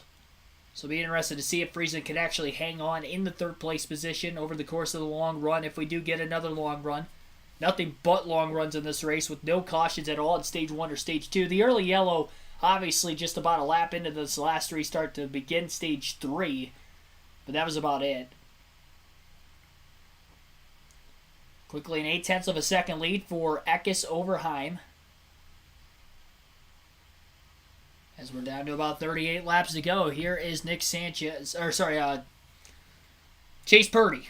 My bad, Chase Purdy after entering the infield care center. In practice and ends right here. Describe your frustration. I don't know. I mean, had to start with that penalty. Qualified okay, 10th, and then we had an okay stage 1, and then I started losing brakes at the end of stage 1, and then we came down pit road, and I lost first gear. So that was the other thing that happened, and then I didn't have brakes the whole second stage, and tried to let them cool down, but I kept pumping the brake pedal back up, and then I don't know where we were about it, and not anywhere good when we wrecked, but just frustrating. I mean, this is the 2nd week in a row. We started off top 10s, top 5, and now we've got 2 trucks coming home on the record in the past 2 weeks. That's not the KBM standard. That doesn't show, we're way better than that. And unfortunate things just keep happening, but we'll go back and keep working for next week. Thank you, Chase. A lot going on. Down to 36 laps to go. Dean Thompson trying to put a battle up right now with Caden Honeycutt for 17th, and Honeycutt will take over that spot. A lot of positions lost for Thompson on this last restart, 6 of them so far. Bubba Wallace is battling for 7th with Grant Enfinger on track. Taylor Gray, I believe, still in front of Jake Garcia. They're pretty close to each other in a battle for 5th. 1 second lead for Eckes over Heim. Heim maybe sitting back trying to protect those tires over the course of the long run.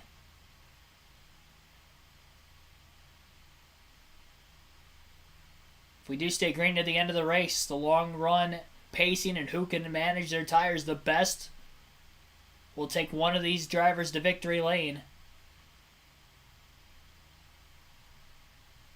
Carson Hocevar and Raja Karuth battling for position, and he gets turned by Raja Karuth.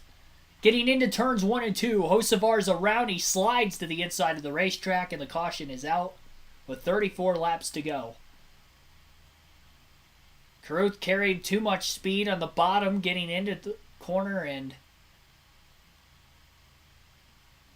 unfortunately for Hocevar, he has spun. No major damage on the 42 truck.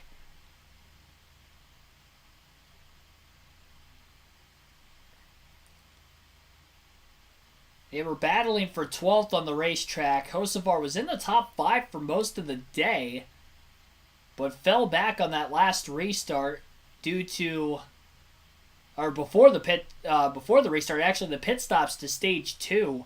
Hocevar was in 4th at the end of the second stage, lost 11 spots on pit road, came out in 15th, and then we ended up seeing him back in traffic, and with that, getting turned off the front bumper of Raja Carruth. And that was about halfway through the corner where the contact taken place, but Carruth definitely slid up the track a little too far wide and cleaned out Hocevar there.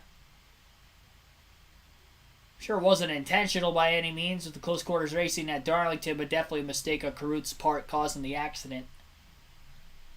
And that will lead the leaders onto pit road here, taking on another set of tires with 33 to go. Going to take tires on this, and Stuart Friesen, it's still a crew chief by committee for this team. Bob Highbrown is the one that's on the entry list, but it is Stuart calling these shots. Josh?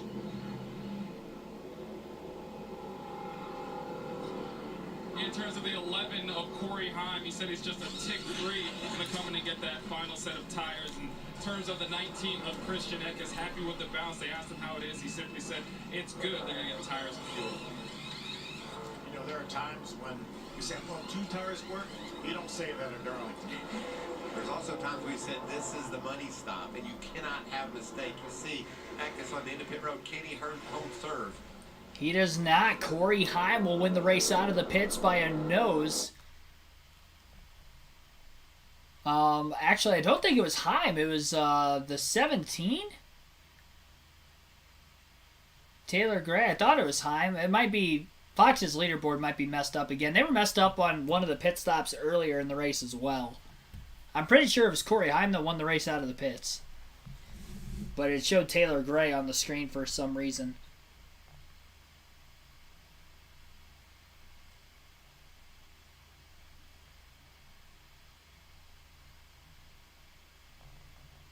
Have to wait here for a second just to verify the positioning of everybody coming out of the pits. I thought it was Corey Heim, but maybe it was Taylor Gray that won the race out of the pits. Wait and see. Our leaderboard is showing Corey Heim out in front. I thought Eckes was second.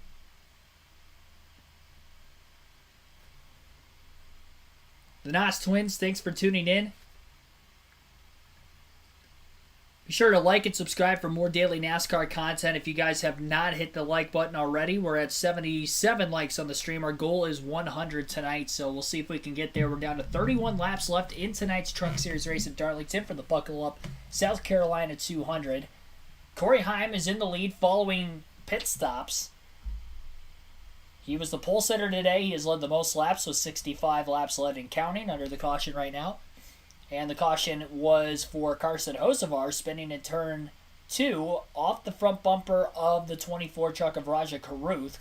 Carruth carried a little too much speed in the center of the corner, clipped the left rear of the 42 of Hocevar, sputtered down the track. No major damage on Hocevar's race truck, but he will be back in the 23rd place position for the restart now as a result.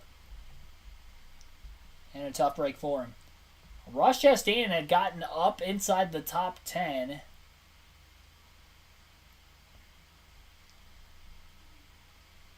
Through the pit stops that we just saw.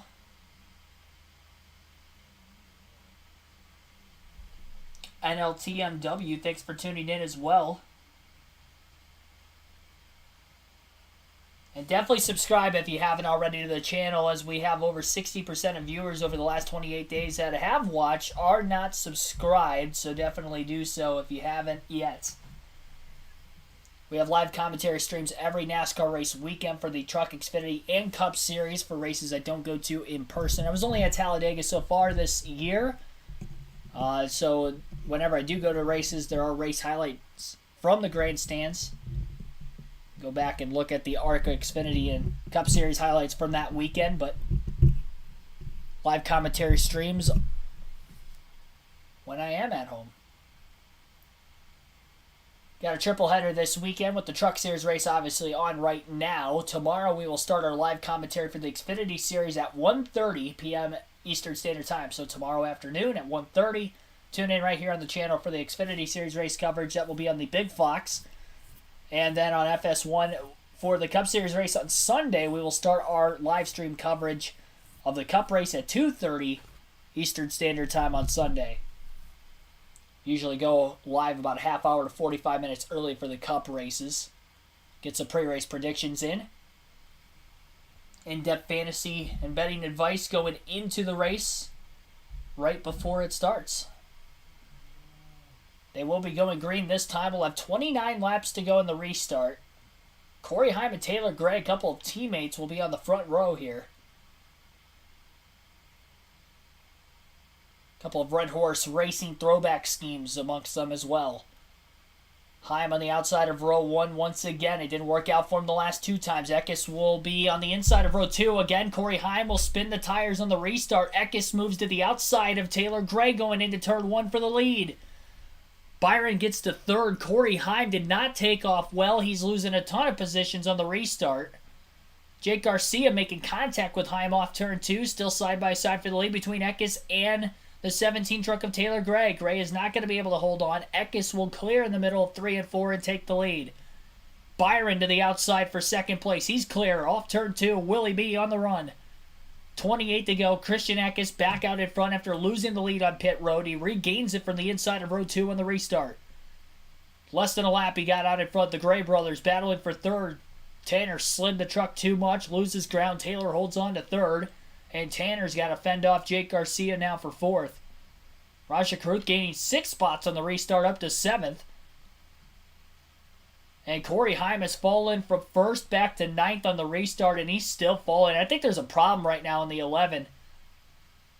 I wonder if he maybe missed a shift and caused a major transmission issue, but he's just been passed by Hocevar, who spun, bringing out that last caution. And now Heim's outside the top 20 all of a sudden after restarting in the lead. Won the race out of the pits, and now he's outside the top 20 in about 2.5 laps. All came in, almost everybody came in, put one of those sets of tires on. Corey elected not to, and he's paying the price right now for sure. Ooh, Stuart Friesen. Corey Heim all the way back in the 21st spot. Yeah, I said we would stay in the top 20. Corey Heim might get lapped if we run long enough. Look at this, Christian Eckes, William Byron, Taylor Gray, and Tanner Gray. A battle of the brothers. We've seen this before. Both in the top 5. That is incredible. So happy for those young men getting to chase their dreams and run up in the top 5 at Darlington. Tricon Garage teammates. Tanner Gray, the older brother, 24 years old. He's in the 15. Taylor Gray, the younger brother, just turned 18. He's in the 17. Taylor's never been here before. Tanner at least has a couple of races under his belt here at this racetrack, but both of them doing an outstanding job. Do you think Tanner's looking up there proud of his little brother, or do you think he's looking up there saying, well, darn it, I want to go get that guy? I would say, darn it, I want to go get that Me, right? Yeah. There's Raja going to try to make the move around the 52, but Friesen. Raja's in the 7th position. Guess who just entered the top 10 for the first time this evening? Ross Chastain in the 41. Man, we haven't said anything about him all night long in that beautiful Lee Petty throwback number 41. And look who's got their truck tightened up and coming toward the front. Nick Sanchez in the 2. We talked about him with Mario Andretti, and you saw it. Heck of a save. He was so loose. Tightened him up. Now he's trying to make his way back up as this is the battle for the 10th spot. The last 3 laps or so, Eckes has been a little bit quicker than Byron. He stretched his lead out some. That last lap crossing the start-finish line actually looks like Byron was about a 10th quicker, maybe half a 10th quicker than Christian Eckes, trying to eat back into that lead. Still want to try to manage your tires well to make it to the end and have the truck to win. You don't want to run time trial laps to the finish because the tires will just not hold up over the course of a 29-lap run. Over a 40-lap run, we saw about 3 seconds of tire fall off, so we'll probably see right around 2 seconds of fall off between the restart to the end of this race if it does go green to the finish. So tire management still of the key importance here to decide who will win tonight's race. Byron again, another 10th quicker than Eckes the last lap, cuts the lead down to 6/10 of a second back now with 22 laps remaining. A special young man, and we lost him way too early. But I think it's so cool that we honor him and have these paint schemes and get to think about Adam. Paint scheme was beautiful. They did a really nice job thinking of the Petty family today, obviously, and what a great tribute to that young man. 35, falling off pace just a little bit. Jake Garcia. He must have had a moment there. He lost a number of spots. He was doing an outstanding job. As the leader crosses the line, we've reached our Craftsman 20 laps. Spinner off turn 4 into the inside wall. Head on is the 45 truck of Lawless Allen. Allen is around off of turn 4. Bringing out our 5th caution of the race tonight. Our 3rd for incident, all 3 in stage 3.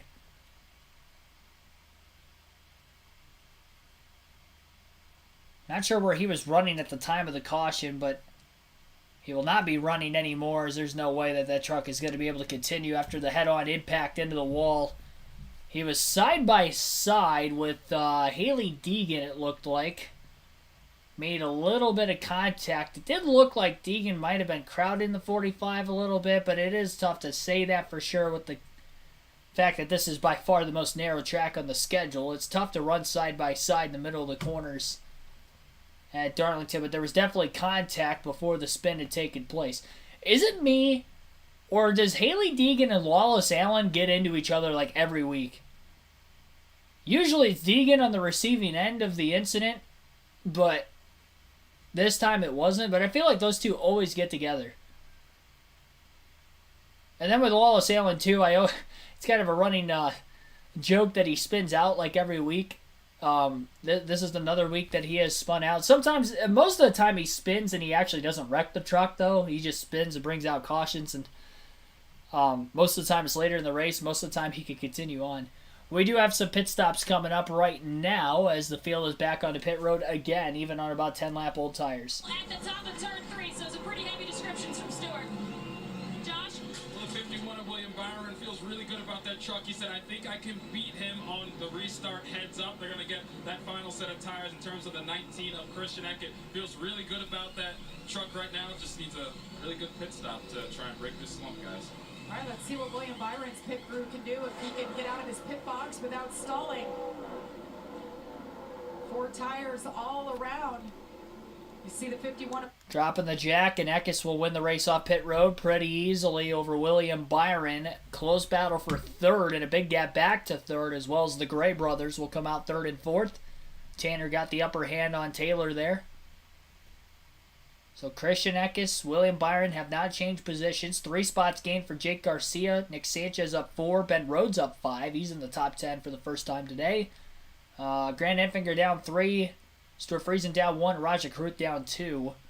Those were all the changing of positions there inside the top 10 following the pit stops. There was a big loose moment for Jake Garcia prior to that caution coming out where he lost a few positions as a result, but he got 3 of them back with the pit stop gain there, so maybe a lucky break there for Garcia. And he's going to have fresh tires underneath them once again, and we're going to have less than 20 laps to go on this upcoming restart. Probably in the ballpark around 15 to go on the next restart upcoming.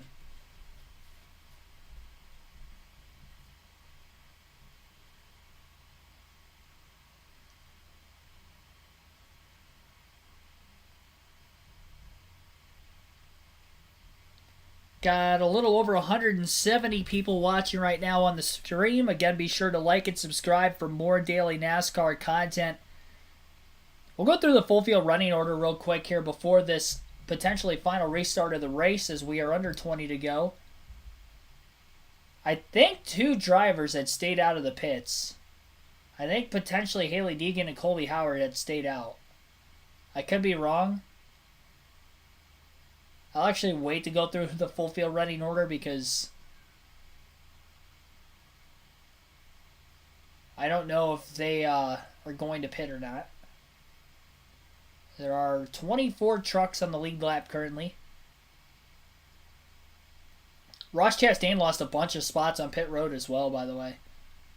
Because he was in 9th and now he's back at 22nd. So a lot of spots lost for Ross. That's a tongue twister. So I believe I'll wait till they get 16 to go, and then our leaderboard will change again here, and then I'll read off the leaderboard for you guys before we get back to this next restart. Godzilla Legendary 2078, thanks for tuning in. But appreciate everybody again tuning in here today. The goal is to get to 100 likes on the stream tonight. We're at 85 right now with 16 laps to go. So it is official. Haley Deegan and Colby Howard had actually stayed out of the pits with this caution flag coming out. Interesting strategy. I don't think it's going to work out for them. But we'll see. I think maybe they're hoping that by staying out of the pits now, they get a caution before the end of the race, then they pit and they'll have fresher tires. And both of them were towards right around 20th anyway. There's only 24 trucks on the lead lap, so I mean, I guess not a terrible call. They just got to hope they don't get ran over on the restart, which would be the only bad thing that could happen with this strategy call. But Haley Deegan will be the leader on the restart. Much older, well, not much older tires, about 10 lap older tires, but at Darlington, it's about a second of fall off, so Deegan will be the leader on the restart. Colby Howard is 2nd place right now. Christian Eckes is in 3rd. William Byron 4th.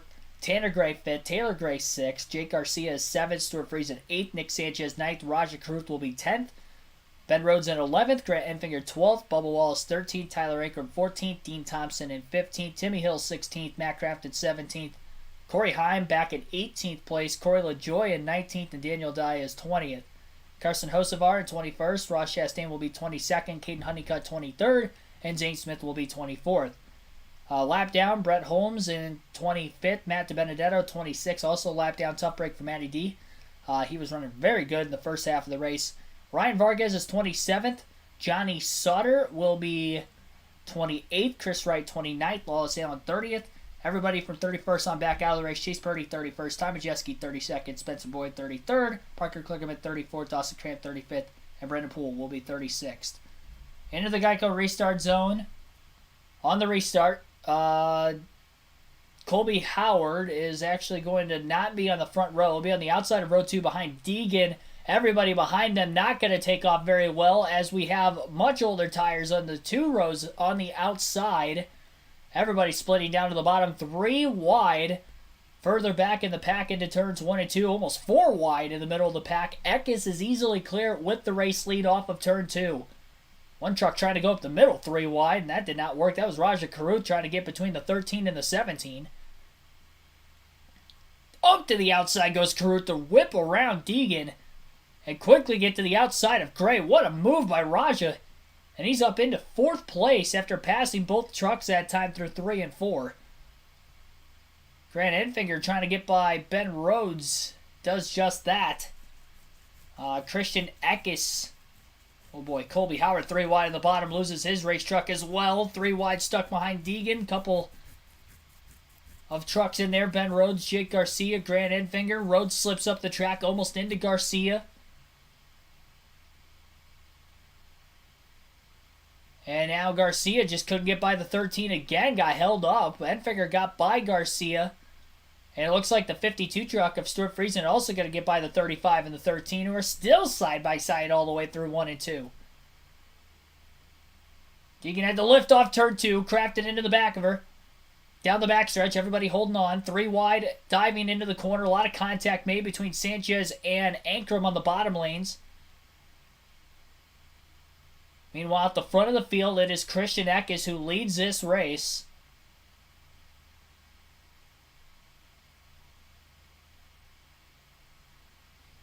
Eckes and Byron are 1-2 at the front of the field right now. There's about 0.3 of a second separating each other. 12 laps to go in the race. They're still showing the 13 truck on screen right now. I would kind of like to see the battle for the lead. And there we go. Now they've panned forward. 11 laps left. Christian Eckes out in front. William Byron in second. These were the two drivers that split the stage wins earlier today. Raja Caruth, by the way, just passed Tanner Gray for third on the track. He's 1.8 seconds off the lead and trying to close on the top two ahead of him. Eckes was just a skosh quicker than Byron that last lap. Hocevar, after his spin a little while ago, trying to come back. He's in 15th place. Further back in the field. Battling with Corey LaJoie for 14th on the track. Spire Motorsports putting that 7 truck in the field today for LaJoie, who drives for Spire Motorsports in the Cup Series.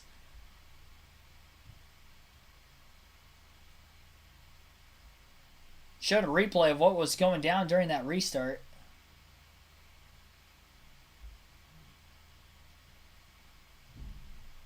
Down to 10 laps left.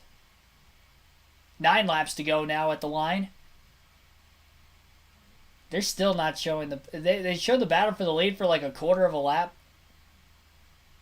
A lot of smoke coming out of the back of the 16 truck, it looks like, of Tyler Ankrum. Actually, it looks like it's in the cockpit.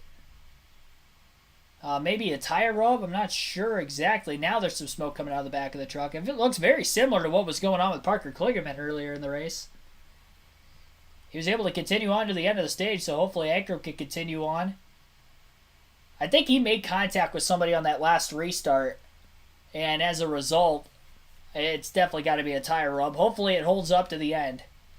Ankrum is trying to see where he's at on the racetrack right now. I'm not sure.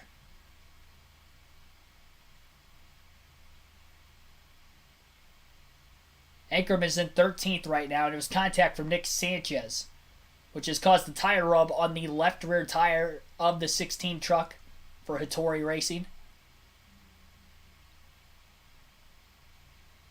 7 laps to go. Side-by-side battle between Enfinger and Taylor Gray for 5th. Enfinger with the slide job will complete the pass. Byron and Eckes within 1/10 of a second of each other. They have not shown this battle for the lead since the restart. Okay, there we go. Coming up on 6 laps left. Eckes and Byron nose to tail right now. Maybe a truck length in between the two. Caruth still 1.9 seconds back in third, hoping for these two to get racing with each other, use their tires up, and he can be there to try to capitalize. Byron about a half a lane lower than Eckes through turns 1 and 2. Earlier in the race, when Byron was battling Corey Heim for position, big moment for Corey LaJoie making contact with Carson Hocevar. His truck was completely sideways further back. Nice save there by Corey. Hocevar was riding the wall trying to keep control of his truck as well. But what I was stating was the battle for second between Byron and Heim earlier in the race. It seemed like Byron was better in 3 and 4. 1 and 2, Heim was better. So we'll see if 3 and 4 will be the corner where Byron can be better than Eckes in this battle for the race win. As they work their way through 3 and 4 right now, Byron running the outside a lot closer to the wall. More towards the middle lane most of the way through the corner was Eckes, and Eckes was better in 3 and 4 than Byron that time. 4 laps to go at the line. There is a lap truck that the top two are coming up on. Byron a little bit lower through 1 and 2. Lap truck will stay to the bottom and stay out of the way. It's the 38 of Zane Smith, who has damage from an earlier accident. Raja Caruth is the fastest truck on track right now. He was dropped to 31.085 that last lap. He was 4/10 quicker than Christian Eckes. He's on the outside lane and gaining ground quickly. 3 laps to go for Eckes. Byron and Caruth are behind him, and Caruth is gaining fast. He was 1.9 seconds off the lead not that long ago, and all of a sudden, 3 to 4 laps later, he's a half a second off the lead, and he's all over Byron's back bumper on the backstretch. Where will Caruth go? He might be the truck that has something for Eckes. I don't think Byron's got enough. Byron moving up to the outside. He's going to take Caruth's line away. Caruth gets back to the gas sooner off turn 4. Byron got very loose, lost more ground. on Christian Eckes. It's about a half a second lead right now for Eckes. Carruth going to the outside lane. Byron down to the bottom. And it looked like Byron will gap Eckes just a little bit. He closes it. And we've got a caution. Timmy Hill is around with 2 laps to go. He has spun. He's got a flat left rear tire. The caution flag is out. And this will head to overtime now. I think Eckes had a pretty good shot of winning that race. I'm not going to say he had it won because Byron was within a half a second, but it looked like Eckes was holding his own very well. Timmy Hill spinning in 3 and 4 with 2 laps to go will bring out a caution. Eckes was about a half a lap away from getting the white flag, which would have signified that the next flag would have ended the race. So caution flag is out again with 2 to go, and this Truck Series race at Darlington will be headed to overtime. Now this is a caution Colby Howard and Haley Deegan wanted maybe a little later than what they would have hoped. They will be pitting for fresh tires now. That's why they stayed out. But they're going to be outside the top 20, so unless we get a bunch of restarts back to back to back, I don't think that they're really going to have any sort of shot of getting a good finish out of this. Which could happen. Wasn't it the truck race at Darlington last year went like 2 or 3 overtimes and they were crashing a lot because they had that big wreck? Maybe it was the year before. It might have been 2 years ago at Darlington where they had like 2 or 3 overtime finishes in this race. Raja Carruth was the fastest truck on track though leading up to that caution. I don't know if he was going to have enough time to pass Byron and Eckes with a lap and a half to go when the caution flag came out. I think he was going to have a pretty good shot to get by Byron because Byron got really loose off turn 4. But then he gapped Carruth through turns 1 and 2 and actually closed the gap slightly on Eckes. But that 3-truck battle for the win will now be a upteenth truck battle for the win here with this upcoming restart. Corey Heim has an extra set of tires as well. He had put scuffs on the race truck a couple of restarts ago. So the 9 and the 13 will all be on pit road. There might be some other trucks that are pitting as well. Maybe taking some scuffs that don't have as many laps on their tires compared to the tires they have on the truck right now. That's what I should say. Jeff Curry, FEMA Camp Etiquette for Dummies, thanks for tuning in. Mateus Gucido, hopefully I said your name correctly, thanks for tuning in also. Chad Misner, welcome to the stream.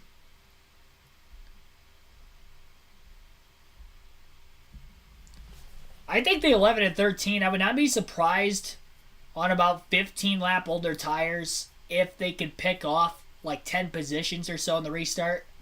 So that's why if we get a few cautions back to back to back or something of that nature, that would be the only way they can really get in contention to win this race. But we'll see what's going to happen here on this upcoming restart. Eckes and Byron will more than likely be on the front row. It's been hit or miss on the top or bottom. Really, it's just whoever can get the launch getting through the restart zone because we've seen drivers slide the tires on restarts, especially when there have been drivers on older tires, which everybody will pretty much be on older tires at the front of the field here because a lot of them on their last set and the fact that we are only going to have a couple laps to go, nobody is going to want to pit. If they had the set, I think they would pit, but because a lot of them don't have the extra sets, it's going to lead them to staying out. Corey Heim will be 20th on the restart. So 20th on back will have fresh tires on the restart. Zane Smith will get the free pass with this caution coming out at 23rd. So 3 trucks. Corey Heim, Colby Howard, Haley Deegan, fresh tires, 20th on back. They'll have probably a little over a second a lap faster, or they will be about a second a lap faster than everybody else in front of them. We only have 2 laps, so I'm not sure that's going to gain them a whole lot of positions here. I like the call more for the 13 and the 9 because they were around 20th anyway. I am questioning the call out of Corey Heim. He had a fast enough truck that could have competed for the win. He was right up there in speed with the 51, the 19 all day. He led the most laps in this race for a reason. Qualified on the pole for a reason. But they decided to put scuffs on, so that way if we got a bunch of late race cautions like we see, that they could take fresh tires back on it. But I think I don't know what they were expecting, really. Like, they had to have been expecting a caution to come out sooner than 2 to go, maybe? I mean, maybe that's what I was... But even then, they wouldn't... I don't think there was any chance they were going to get back in the top 5. I don't like that call for Corey Heim. I get the fact that they wanted to try something different because they already have a win in the bank and they're locked into the playoffs. But when you look at the regular season standings, in the battle for the regular season championship, we have 7 races to go after today. Ty Majeski, many laps down, 35 laps down, 31st right now. He had a power steering issue where he had to go into the garage. They've gotten it fixed, but no stage points for him. Zane Smith got in a wreck today, and even before then, he was outside the top 20 pretty much all day anyway, so no stage points for him, and he's outside the top 20 on this upcoming restart. So he's missing out on a lot of points to try to cut that gap down on those guys. Now, Christian Eckes, who won a stage today, scored a lot of stage points like Corey Heim, is leading the race in the restart. So if he finishes, he's pretty much going to have a good finish. And he's going to be the driver that's going to cut into that gap on the 2 that were tied for the lead, in being Smith and Majeski coming into the night. Overtime restart rules, as I'm sure a lot of you guys already know that are familiar with NASCAR. We see these almost every weekend. I feel like in at least one of the series in NASCAR, it's a 2-lap shootout. If they get to the white flag, the next flag ends the race, whether it's the caution or the checker. Lights are out on the pace car. They will be going green this time. Again, front row will be Eckes and Byron. Now, Eckes will take the inside. He is the control truck. That has worked out for him on 2 restarts today. William Byron on the outside of the front row. Caruth will be on the outside of row 2, and on the inside of him will be Tanner Gray in the 15. Crowd on their feet. Green flag is back in the air. Eckes slides the tires on the restart. So does Byron. Eckes trying to protect the bottom lane. He's getting a push from the 15 as they work their way into turns 1 and 2. Eckes is clear. Gray slides up in front of Byron. Byron got a shot from behind after he had to lift with the 15 cutting him off. Eckes is about 3 truck lengths clear off of turn 2. Stuart Friesen's the truck that's going to slide into second. And we've got a big wreck on the backstretch. Jake Garcia is in the wall hard, and we're going to have a second overtime restart. Jake Garcia has spun and crashed on the backstretch. I'm sure there was contact.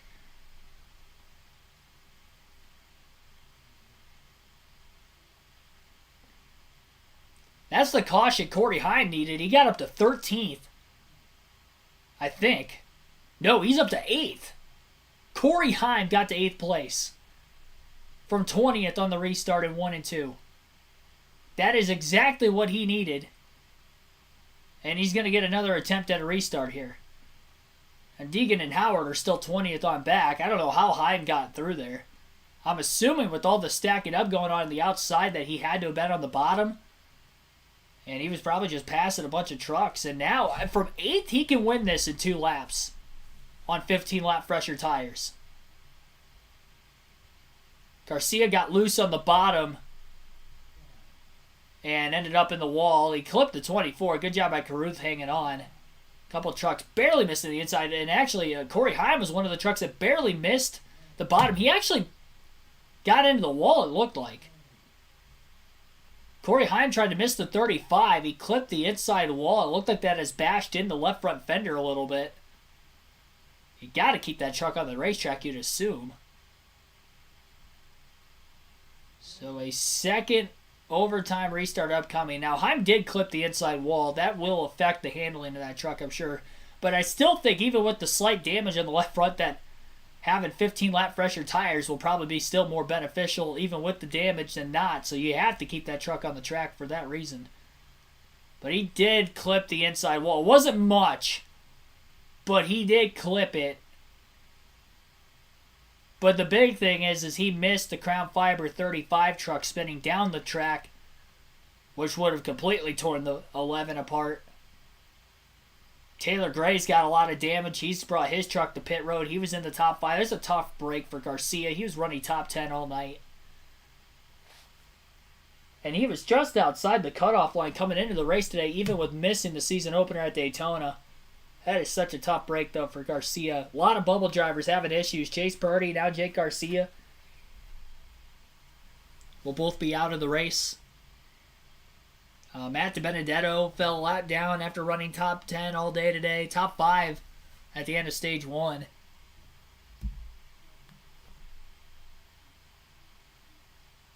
I think Corey Heim might be the guy to beat on this restart. It's going to depend what lane he's in and which lane takes off better.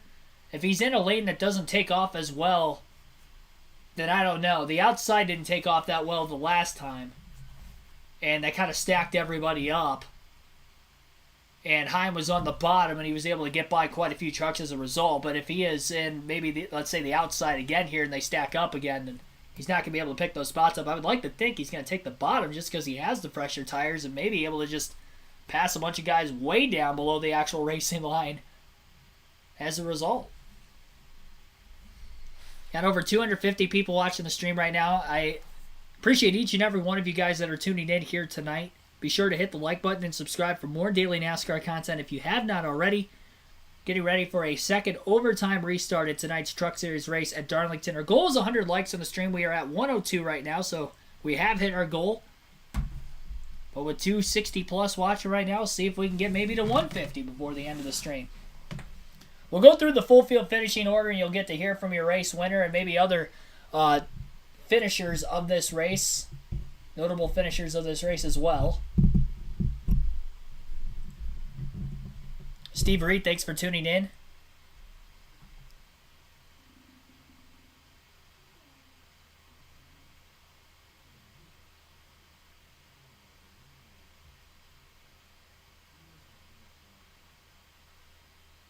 I think they have placed Corey Heim back at 12th for this upcoming restart, it appears. Unless he just pulled on the pit road.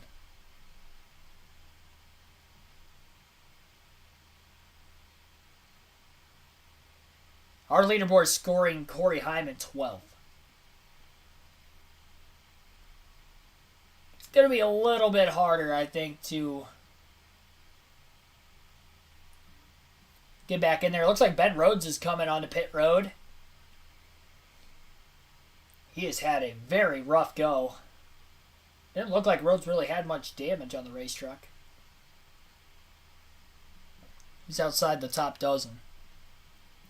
Maybe even putting scuffs on at this point might even be quicker depending on how many laps scuffs you have. I know they pitted after 10 laps earlier into a run, so I mean even 10 lap old tires to put on the race truck would be faster than the 15 lap tires that they would have on most of these trucks right now, so maybe that's the idea.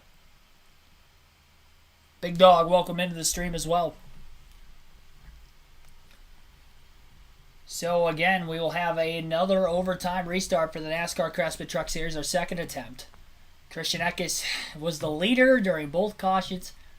If he didn't have the race won before, he definitely had it won after this last restart. Everybody got stacked up when Tanner Gray tried to throw the slide job on William Byron, which stacked up the outside from about second place. He made contact with Byron. Byron had the lift. Then Carruth got into the back of Byron.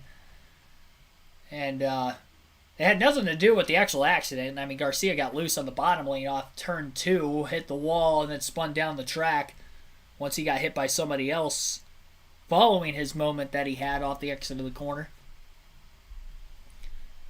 Just a reminder as well, live commentary for tomorrow's NASCAR Xfinity Series race will start at 1:30 p.m. Eastern Standard Time tomorrow. So again, 1:30 for the Xfinity race tomorrow for our live commentary coverage there. Our Cup Series live commentary coverage on Sunday will begin at 2:30 p.m. Eastern Standard Time. Now tomorrow's Xfinity race is on your local Fox affiliate, and then Sunday's Cup race will be on FS1.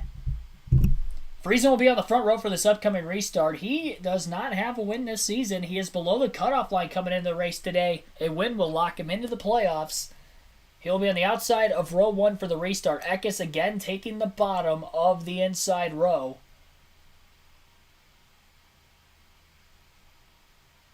So front row, Eckes and Friesen for the restart.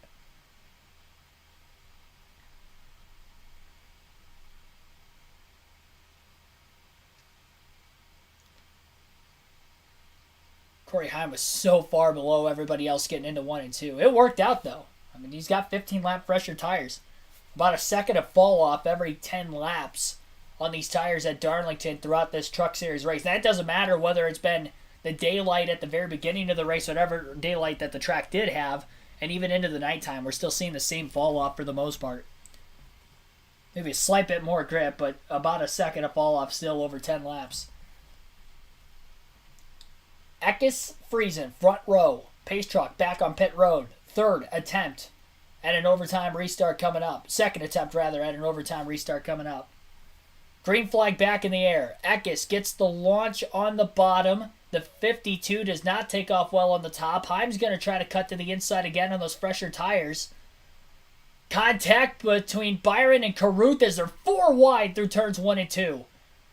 Friesen holds on to second on the restart. Tanner Gray in third right behind him. Big gap between third and fourth place right now. Eckes is clear with the race lead into turns 3 and 4.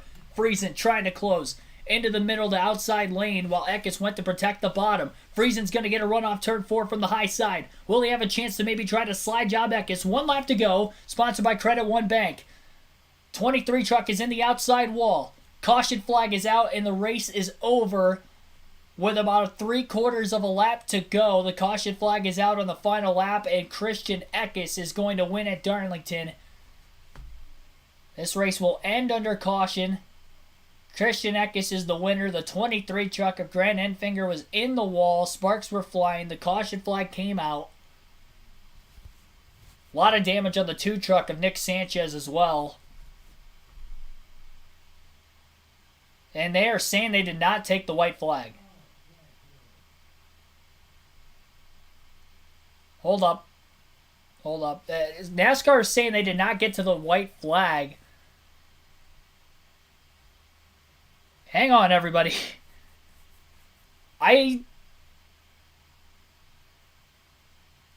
Friesen's... They threw the caution very, very quick.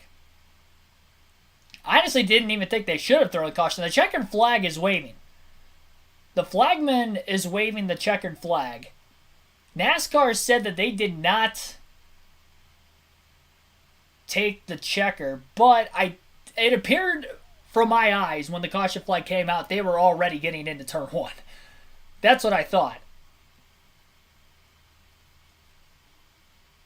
The window net is down on the 19. We've seen this before.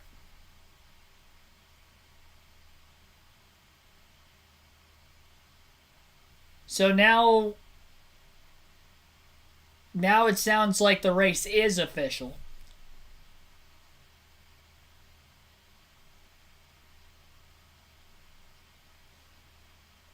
White flag was in the air when the caution flag had come out, according to NASCAR.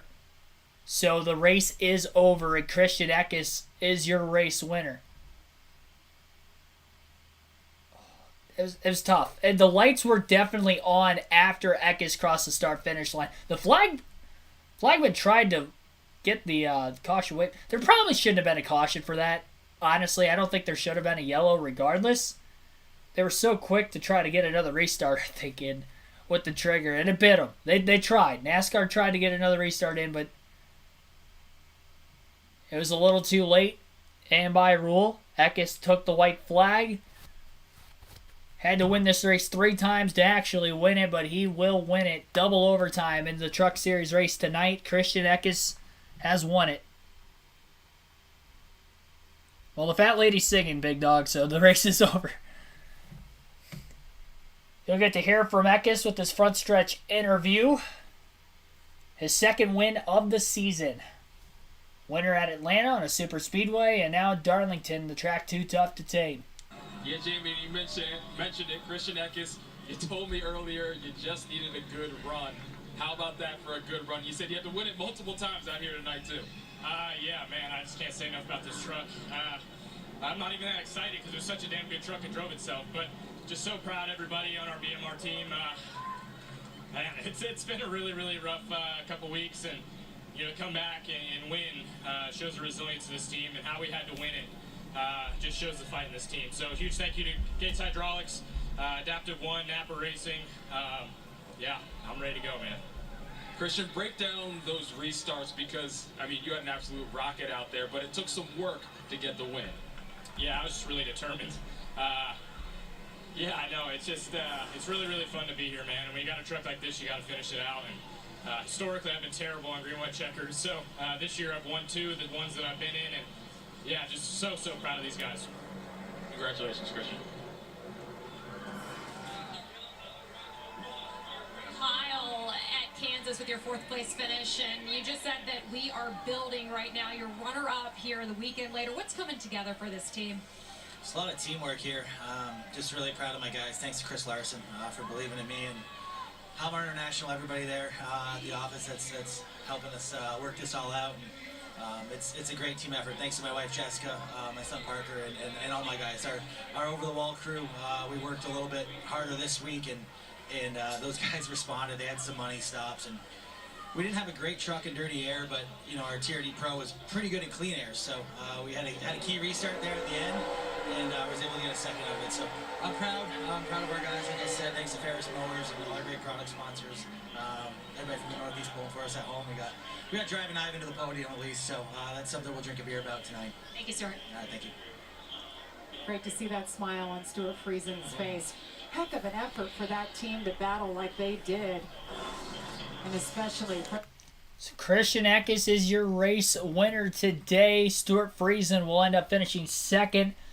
Race ended under caution in a double overtime restart after Eckes had already taken the white flag.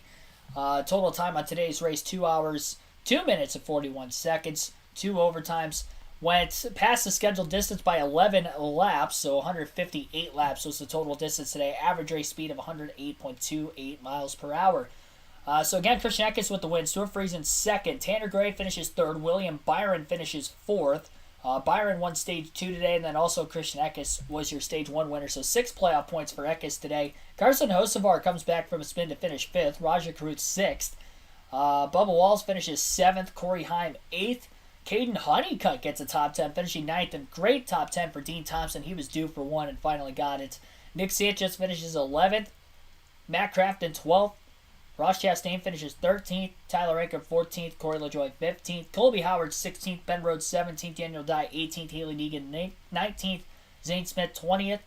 Taylor Gray 21st. Brett Holmes 22nd. Grant Enfinger was the last truck on the lead lap in the cause of the caution, finishing 23rd. Timmy Hill lapped down to 24th. Matt DiBenedetto 25th. Jake Garcia 26th. Ryan Vargas 27th. Johnny Sutter finishes 28th. Chris Wright 29th. Wallace Allen 30th. Ty Majeski 31st. Chase Birdie 32nd. Spencer Boyd 33rd. Parker Kligerman 34th. Dawson Cramp 35th. And Brendan Poole will round out the 36 truck field tonight. That is going to wrap up tonight's live commentary stream of the NASCAR Craftsman Truck Series. Buckle up, South Carolina 200 at the Darlington Raceway. I appreciate each and every one of you guys once again for tuning in. I did end the poll with 20 to go. Like I said, you guys voted for Byron to win the race. 116 votes were casted.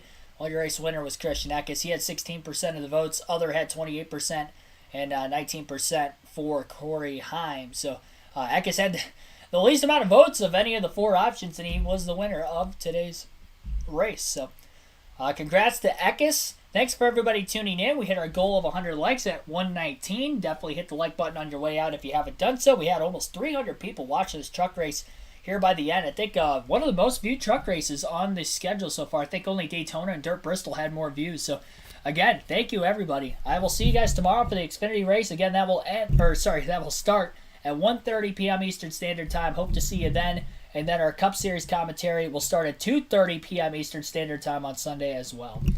See you guys. Thanks. Have a good, safe, and rest of your Friday night.